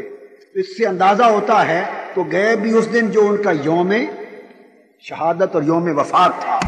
یوم وفات پر مزارات پر جانا, اکٹھے ہونا, منبر رکھنا, خطاب کرنا, زیارت کرنا, دعا کرنا, یہ سارے اجزاء ملائیں اس کو عرس کہتے ہیں. آقا نے وصال سے پہلے آخری سال میں احد کا, شہدائے احد کا عرس منایا اور منبر پہ کھڑے ہوئے اور خطاب کیا. اور آقا کا وہ آخری خطاب بعض صحابہ نے اس کے بعد نہیں سنا. وہ کیا تھا؟ فرمایا انی فرۃ لکم, لوگو میں تمہاری بخشش اور شفاعت اور بہتری کے لیے تم سے آگے جانے والا ہوں, تاکہ تمہاری موت مرنے کے بعد جا کے تمہارا سامان کروں. تمہارے لیے آگے جانے والا ہوں. وانا شہید علیکم, اور میں تمہارے حالات پر گواہ ہوں. وَإِنَّ مَوْعِدَكُمُ الْحَوْض, اور اب تمہاری اور میری ملاقات کی جگہ حوض کوثر ہوگی. یہ خطاب ہو رہا ہے, عرس شہدائے احد پر خطاب ہو رہا ہے. تمہاری میری ملاقات کی جگہ اور وعدہ حوض کوثر ہے. فرمایا وَإِنِّي وَاللَّهِ لَأَنظُرُ إِلَىٰ حَوْضِي الْآن, اور خدا کی قسم میں اس وقت حوض کوثر کو دیکھ رہا ہوں. اس وقت حوض کوثر کو یہاں کھڑا دیکھ رہا ہوں. سارے پردے اٹھا دیے گئے. وَإِنِّي أُعْطِيتُ مَفَاتِيحَ خَزَائِنِ الْأَرْضِ, اور یقیناً مجھے زمین کے خزانوں کی ساری چابیاں عطا کر دی گئی ہیں. یہ یہاں تک اپنی شان بیان فرمائی, یہاں تک اپنی شان بیان کی, اور آگے امت کے لیے خوشخبری دی. اور فرمایا وَإِنِّي, یہ بخاری اور مسلم کی حدیث جو متفق ہے بتا رہا ہوں, وَإِنِّي وَاللَّهِ مَا أَخَافُ عَلَيْكُمْ أَن تُشْرِكُوا بَعْدِي, اور خدا کی قسم, یہاں قسم کھائی. آقا نے کیا قسم کھائی؟ فرمایا خدا کی قسم, میں اللہ کی قسم کھا کر کہہ رہا ہوں کہ میں جا رہا ہوں اور یہ بتا کر جا رہا ہوں کہ میرے بعد اب تم میں, میری امت میں مجھے شرک کا کوئی خوف نہیں ہے. انی واللہ ما اخاف علیکم ان تشرکوا بعد، خدا کی قسم مجھے اب کوئی خوف نہیں کہ میرے بعد تم شرک کرو گے، شرک ختم ہو گیا۔ ولیکن اخاف علیکم الدنیا ان تنافسوا فیہا، بلکہ مجھے دنیا پرستی کا خوف ہے کہ دنیا میں مبتلا ہو جاؤ گے اور پھر وَتَقْتَتِلُوا فَتَهْلِكُوا كَمَا هَلَكَ مَنْ كَانَ قَبْلَكُمْ، اور پھر ایک دوسرے کو قتل و غارت گری کرو گے اور ہلاکت کا شکار ہو جاؤ گے اور فتنے میں مبتلا ہو جاؤ گے جیسے پہلی امتیں ہو گئی تھی۔ دنیا کے فتنے میں تباہ و برباد ہونے کا ڈر ہے، مگر اب میرے بعد امت کے شرک میں مبتلا ہونے کا ڈر۔ اب جو بات توجہ طلب ہے وہ یہ کہ آقا پیغمبر تو یہ اللہ کی قسم کھا کر امت کو خوشخبری دیں کہ میرے بعد خدا کی قسم مجھے خوف نہیں ہے کہ شرک ہوگا۔ خدا کا پیغمبر اللہ کے رسول تو قسم کھا کر شرک کو جڑ سے کاٹ کر گئے اور خوشخبری بتا کر گئے کہ شرک پلٹ کر میری امت میں نہیں آئے گا۔ کوئی اکا دکا بسبب جہالت غلطی کرے تو اس کو شرک پلٹ کر آنا نہیں کہتے۔ مطلب یہ ہے کہ حضور کی امت میں کوئی عقیدہ کوئی مسلک اب شرک پر نہیں ہو، توحید پر گئے۔ اللہ کے پیغمبر نے تو قسم کھا کر شرک کے خاتمے کی ضمانت دی، اور آج اگر اصلاح کرنے والے کچھ لوگ صبح و شام شرک کی رٹ لگائیں اور آقا کی امت کو مشرک بنائیں اور دن رات یہی چندہ کیے رکھے کہ یہ بھی شرک ہے، یہ بھی شرک ہے، یہ بھی شرک ہے، اس کا مطلب یہ ہوا کہ دین کی نام نہاد تبلیغ کرنے والوں کو اپنے پیغمبر کی قسم پر اعتماد، رسول کی قسم پر اعتماد نہیں ہے۔ ارے رسول کا کلمہ پڑھنے والوں، آقا کا نام لینے والوں، آقا کو امتی کہلانے والوں، اگر حضور سے نسبت ہے تو حضور نے قسم کھا کے کہا کہ میرے بعد خدا کی قسم شرک نہیں ہوگا۔ اب تم کون سا شرک لیے پھرتے ہو؟ کون سا شرک لیے پھرتے ہو؟ امت کو مشرک بنانا، امت کو ہمہ وقت مشرک بنانا، شرک کی رٹ لگانا، یہ دراصل اعلان مصطفیٰ کے خلاف بغاوت ہے، یہ دین نہیں ہے۔ اعتماد مصطفیٰ کے خلاف بغاوت ہے، اعتماد رسالت کے خلاف بغاوت ہے۔ یہاں ایک نکتہ بتا دوں، معلوم ہے مجھے ممکن ہے بعد میں اس بات پر کوئی اعتراض ہو، نکتہ چینی ہو، وہ جواب بھی دیتا چلو۔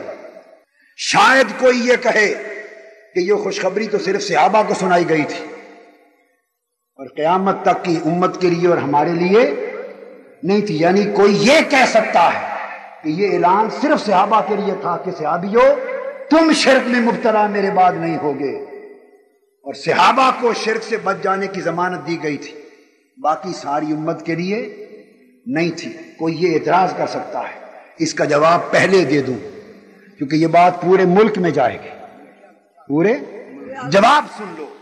یہ اعلان، یہ ضمانت فقط صحابہ کرام کے لیے نہ تھی، قیامت تک پوری امت کے لیے تھی۔ میں اس اعتراض کو رد کرتا ہوں، یہ صرف صحابہ کے لیے ضمانت نہ تھی۔ کیوں؟ کہ آقا نے ساری باتیں قیامت کی اور میں انی فرۃ لکم، میں آگے قیامت میں تمہاری بخشش کا سامان کرنے جا رہا ہوں۔ تو کیا یہ فرق حضور کا شفاعت کا باعث ہونا بولو صرف صحابہ کے لیے ہے یا باقی امت کے لیے بھی؟ اگر حضور کا فرۃ لکم ہونا ساری امت کے لیے ہے تو ان کو لا تشرکوا بعدی صرف صحابہ کے لیے کیسے بن گیا؟ فرمایا انا شہید علیکم، دوسرا نقطہ، میں تم پر گواہ ہوں۔ بولو یہ شہادت فقط علی الصحابہ ہے یا شہادت علی الامہ؟ اگر صرف صحابہ پر گواہ ہیں تو باقی امت کہاں گئی؟ باقی حضور تو ساری امت پر شہید ہیں۔ اگر شہادت ساری امت کے لیے ہے تو خوشخبری اللہ تشرکوا بعدی بھی ساری امت کے لیے ہے۔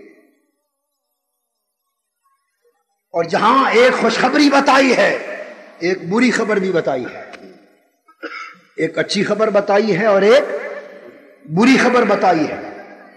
اچھی خبر یہ بتائی اللہ تشرکوا بعدی کہ تم میرے بعد شرک نہیں کرو گے. اور بری خبر کیا بتائی کہ اس کے برعکس تم میرے بعد دنیا کے فتنے میں ہلاک ہو جاؤ گے. وَلَٰكِنِّي أَخَافُ عَلَيْكُمُ الدُّنْيَا أَن تَنَافَسُوا فِيهَا. دنیا پرستی کے فتنے میں مبتلا ہو جاؤ گے. ارے اعتراض کرنے سے پہلے سوچ سمجھ لینا، سوچ سمجھ لینا.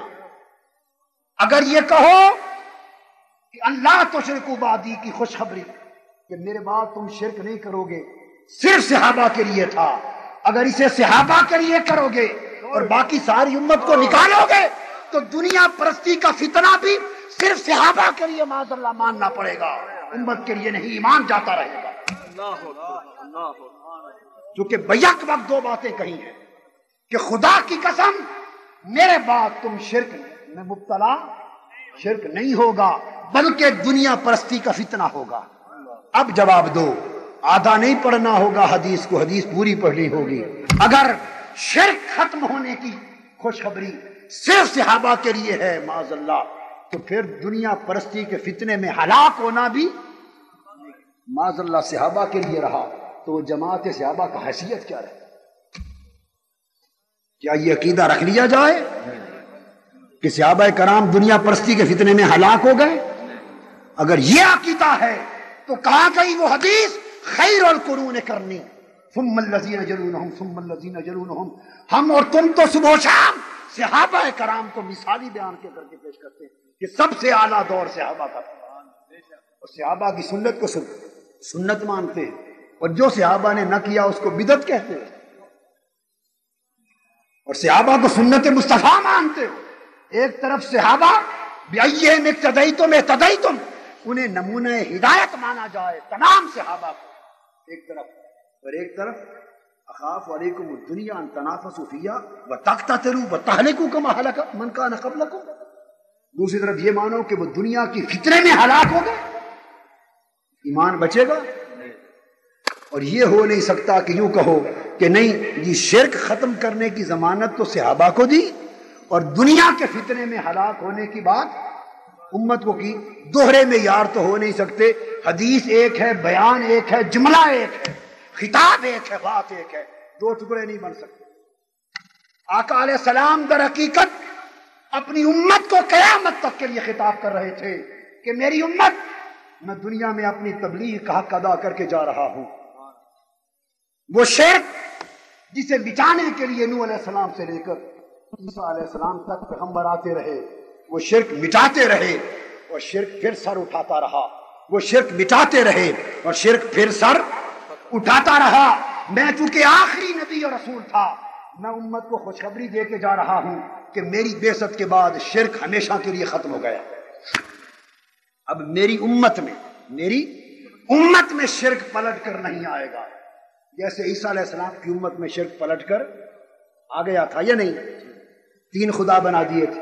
موسیٰ علیہ السلام کی امت میں شرک پلٹ کر آ گیا تھا.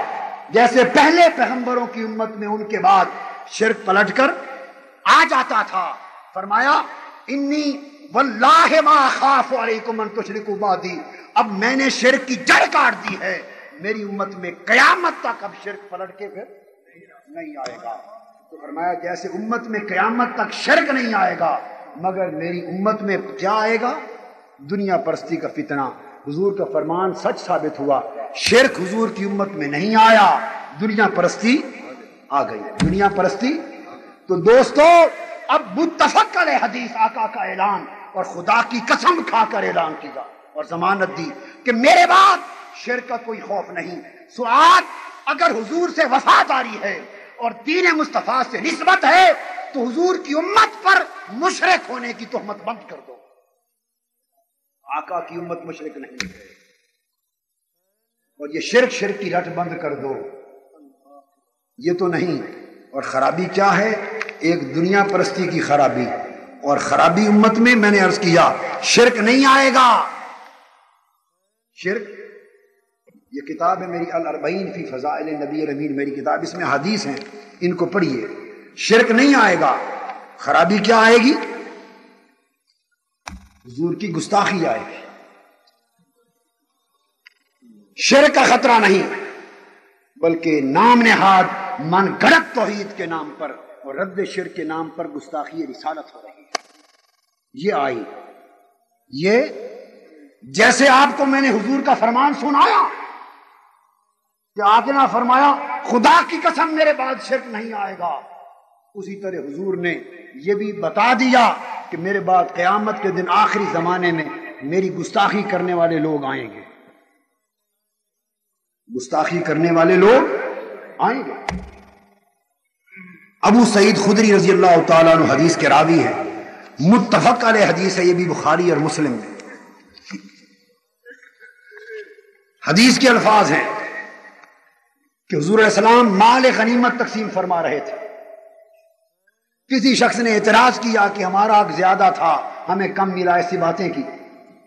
آقا علیہ السلام نے اس کے جواب میں کہا کہ نادانو الا تأمنونی وانا امین من فی السماء یاتینی خبر السماء صباحا و مساء. ارے میری تقسیم پر اعتراض کرنے والوں، کیا تم مجھے امانت دار نہیں سمجھتے اور مجھ پر اعتماد نہیں کرتے، جبکہ میں اس رب کا امین ہوں اور صبح و شام آسمان کی خبریں مجھ پر آتی ہیں. آقا نے فرمایا صبح و شام آسمان کی خبریں مجھ پر آتی ہیں. مفتی صاحب، صبح و شام آسمانی خبریں آتی ہیں. اب حدیث کے لفظ کیا ہے؟ جب حضور علیہ السلام نے یہ فرمایا کہ مجھ پر صبح و شام آسمانی خبریں آتی ہیں تو ایک شخص اٹھا، اس کو یہ بات اچھی نہ لگی. حضور نے اپنے علم کی بات کی تھی کہ آسمان کی خبریں، جو غیب کی خبریں صبح و شام مجھے پہنچائی جاتی ہیں. ایک شخص کو یہ بات اچھی نہ لگی. فقام رجل، اب حدیث متفق علیہ بخاری اور مسلم کی. ایک شخص اٹھا، غائر العینین، اس کی آنکھیں اندر کو دسی ہوئی تھیں. ابو سعید خدری رضی اللہ تعالیٰ عنہ راوی ہیں، اس شخص کا حلیہ بیان ہو رہا ہے. ایک شخص اٹھا، اسے اعتراض ہوا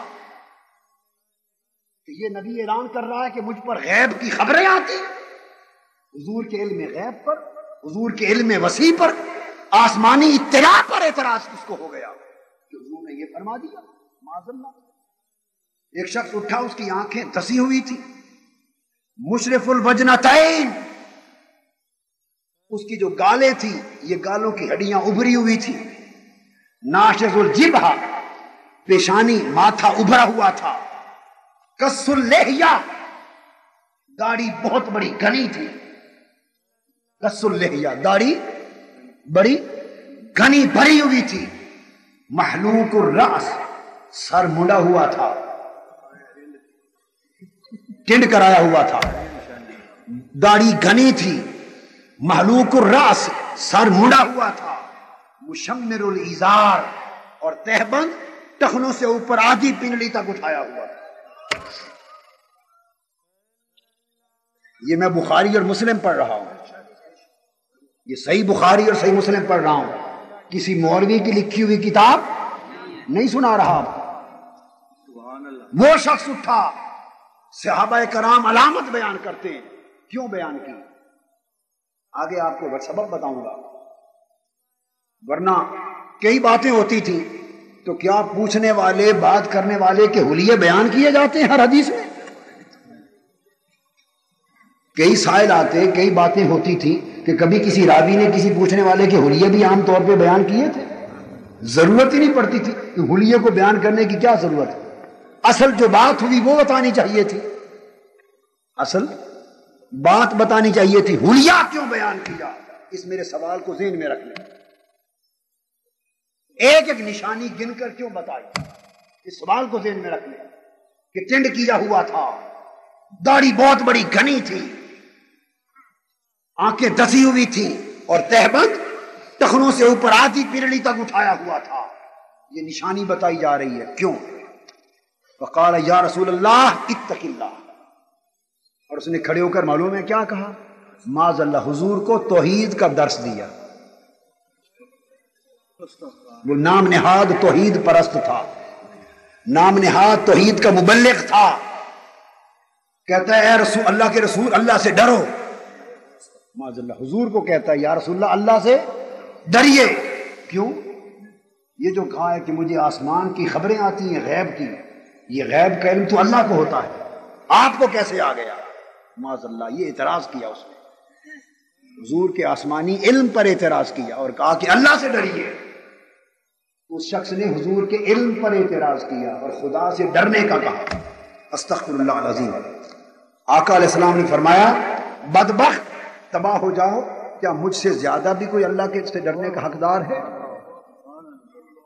یہ بات کی حضرت خالد بن ولید کھڑے ہو گئے، تلوار نیام سے نکال لی، عرض کیا یا رسول اللہ اجازت دیں تو میں اس گستاخ کا سر قلم کر دوں، اس گستاخ کا سر قلم کر دوں۔ آقا نے فرمایا نہیں، ایسا نہ کرو، لوگ کہیں گے دیکھو انہوں نے نمازیوں کے سر کاٹنے شروع کر دیے، نماز پڑھتا ہے نا، لوگ کہیں گے اپنے نمازیوں کو مارنا شروع کر دیا، بدنامی ہوگی، چھوڑ دو۔ اور دوسری روایت میں ایک شخص نے آقا کی بارگاہ میں گستاخی اس طرح کی، عمر فاروق رضی اللہ تعالیٰ عنہ کھڑے ہو گئے، اس کی آقا اجازت دیں میں اس کی گردن اڑا دوں۔ آپ نے فرمایا دفع کرو اس کو۔ لوگ کہیں گے کہ اپنے نمازیوں اور کلمہ گو لوگوں کے سر قلم کر رہے ہیں، چھوڑ دو۔ یہ نہیں فرمایا کہ نہیں یہ قتل کیے جانے کا حقدار نہیں فرمایا لوگوں کو مغالطہ لگ جائے گا اس لیے چھوڑ دو، ہے تو حقدار بدبخت کہ سر کچل دے، کاٹ دیں، مگر حکمت نہیں، چھوڑ دو۔ اور پھر آقا علیہ السلام نے فرمایا سنیں، وہ شخص یہ کہہ کر حضور علیہ السلام کی طرف پشت کر کے منہ پھیر کر چل پڑا۔ پھر یہ بے ادبی گستاخی کی کہ پشت کر کے منہ پھیر کے چل پڑا۔ آقا علیہ السلام نے اس کی طرف دیکھا، ثم نظر اس کی طرف دیکھا اور فقال، اور فرمایا سن لو، اب حدیث کا وہ حصہ مزید سنانا چاہتا ہوں۔ فقال انه يخرج من زئزئه هذا، انه يخرج من زئزئه هذا، اس شخص کی نسل اور پشت میں سے قوم، ایک قوم پیدا ہوگی، یتلون کتاب اللہ رتبا، وہ بڑا جھوم جھوم کر قرآن پڑھے گی، لا یجاوز حناجرہم، مگر وہ قرآن ان کے حلق سے نیچے نہیں اترے گا، یمرقون من الدین، وفی روایت یمرقون من الاسلام کما یمرق السهم من الرمیہ، مگر وہ دین اسلام سے اس طرح خارج ہو چکے ہوں گے جیسے تیر شکار سے نکل کے خارج ہو جاتا ہے، اس طرح نکل جائیں گے۔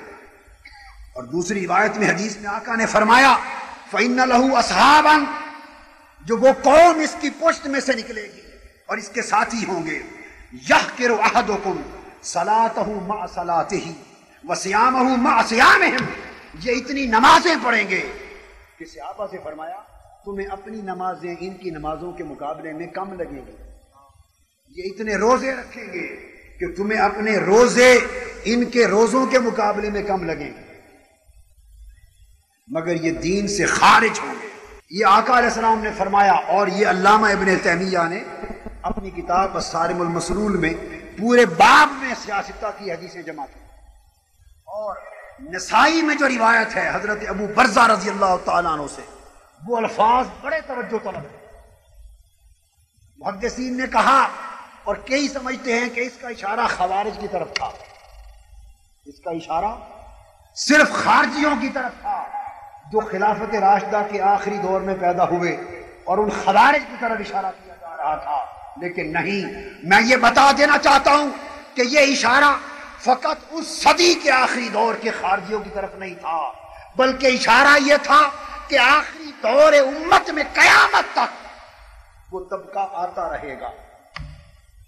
نسائی کی حدیث ابو برزہ سے مروی ہے، اس میں حضور علیہ السلام نے فرمایا، حدیث پڑھ رہا ہوں، ثم قال یخرج فی آخر الزمان قوم، کہ میری امت کے آخری زمانے میں ایسی قوم پیدا ہوگی، میری امت کے آخری زمانے میں ایسی قوم پیدا ہوگی، کأن ھذا منہم، اور یوں لگتا ہے کہ یہ اسی قوم میں سے ہے، کأن ھذا منہم، پہچان لو اس شخص کو، وہ پشت کر کے چلا جا رہا تھا، آقا اشارہ فرما رہے تھے، دیکھو اس کا سر منڈا ہوا، دیکھو اس کی داڑھی گھنی، دیکھو تہبند آدھی پنڈلی تک اٹھایا ہوا، اسے پہچان لو، میری گستاخی کر رہا ہے اور تقویٰ توحید کا درس دے رہا ہے، اس کی باتیں سن لو، اس کا حلیہ پہچان لو۔ فرمایا میری امت کے آخری زمانے میں کچھ لوگ پیدا ہوں گے، اس کی علامتیں دیکھ لو، یہ انہی میں سے ہے۔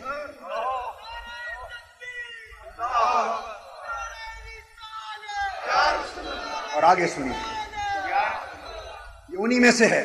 اور فرمایا یقرؤون القرآن، وہ قرآن کو بہت زیادہ پڑھیں گے، لا یجاوز تراقیہم، مگر قرآن ان کے حلق سے نیچے نہیں اترے گا۔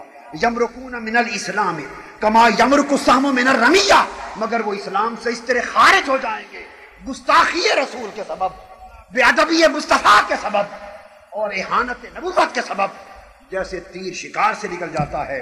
اور آقا نے دوبارہ دوہرا کے فرمایا سن لو، چونکہ آخری زمانے تک وہ لوگ آئیں گے، ان کی نمایاں علامت کیا ہوگی؟ سیماہم التحلیق، حضور نے فرمایا ان کی پہچان یہ ہوگی کہ سر مڈا کے رکھیں گے، چند یافتہ لوگ ہوں گے۔ سیماہم التحلیق، یہ حدیث پڑھ رہا ہے، حدیث پڑھ رہا ہے، سر کا ٹنڈ کروائیں گے اکثر، یہ ان کی علامت اور پہچان ہوگی۔ اور فرمایا لا، یہ نہ سمجھنا کہ صرف وہ خارجی تھے پہلے زمانے کے، لا یزالون یخرجون حتی یخرج آخرہم مع المسیح الدجال، فرمایا یہ نہ سمجھو کہ وہ خوارج آخری پہلی صدی میں ہو گئے اور اس حدیث کا تعلق ان کے ساتھ تھا، نہیں، فرمایا میری امت کے ہر زمانے میں یہ لوگ پیدا ہوتے رہیں گے اور آخری دور میں خاص طور پہ پیدا ہوں گے، اور آخری زمانے میں یہ طبقہ ہو جائے گا حتیٰ کہ ان کے آخری آدمی دجال کے ساتھی، حتیٰ یخرج آخرہم مع المسیح الدجال، جو مسیح دجال ہے ان کے آخری آدمی دجال کے ساتھ ہوں گے۔ وہ آخری زمانے میں قوم کے آنے کی طرف اشارہ کیا جا رہا ہے، آخری زمانے میں قوم کی طرف اشارہ کیا جا رہا ہے۔ یہ وہ لوگ جنہوں نے من گھڑت توحید کے نام پر آقا کی بارگاہ میں گستاخی کی تھی، ایک طرف شرک تھا، ایک طرف گستاخی رسول تھی، ادھر قسم کھا کے فرمایا کہ میرے بعد اب قیامت تک امت میں شرک نہیں ہوگا، اور جب گستاخی نبوت کی بات آئی فرمایا کہ آخری زمانے تک دجال کے آنے تک میری گستاخی کرنے والے ان علامتوں کے لوگ پیدا ہوتے ہیں، ان علامتوں کے لوگ پیدا ہوتے رہیں گے۔ اور سیدنا فاروق اعظم کا عمل یہ تھا کہ کسی شخص نے سیدنا فاروق اعظم رضی اللہ تعالیٰ عنہ سے سوال کیا سورہ الزاریات، المرسلات اور النازعات کے بارے میں کہ ان صورتوں کا معنی کیا ہے۔ اس کو معاذ اللہ حضور علیہ السلام کی شان میں گستاخی اور بے ادبی کے لیے وہ صورتیں استعمال کرنا چاہتا تھا، وہ شخص تھی قرآن کی صورتیں پڑھ رہا، پوچھا ان کا معنی کیا ہے، سیدنا فاروق اعظم نے اسے قرآن کی صورتوں کا معنی نہیں بتایا۔ اس نے پوچھا ہے عمر امیر المومنین اس قرآن کی آیت کا مطلب کیا ہے، آپ نے آیت کا مطلب نہیں بتایا۔ اس نے پوچھا اس سورت کا معنی کیا ہے، سیدنا فاروق اعظم نے قرآنی سورت کا معنی نہیں بتایا۔ اس کا سوال سن کر نگاہ بصیرت سے بانپ گئے اور اسے فرمانے لگے ذا ان راسک، قرآن کی صورتوں کا معنی پوچھنے والے ذرا اپنے سر سے کپڑا ہٹا۔ اللہ پوچھا قرآن جا رہا ہے کہ قرآن کی ان صورتوں کا معنی کیا ہے۔ سیدنا فاروق اعظم جب آپ قرآن کا معنی بتانے کی بجائے پوچھتے ہیں ذرا سر کا کپڑا ہٹا، سر ننگا کر، اس نے سر ننگا کیا، فیضا لہو وفرہ، جب سر سے کپڑا ہٹایا تو سر پر بال تھے، چونے تھے، سر پر بال تھے، گیسو تھے۔ فقال عمر اما واللہ لو رأیتک محلوکا لضربت الذی فی عیناک، اے شخص تو خوش قسمت ہے، بچ گیا، خدا کی عزت کی قسم اگر تیرے سر پہ ٹنڈ ہوتا تو تلوار سے تیرا سر قلم کر دیتا۔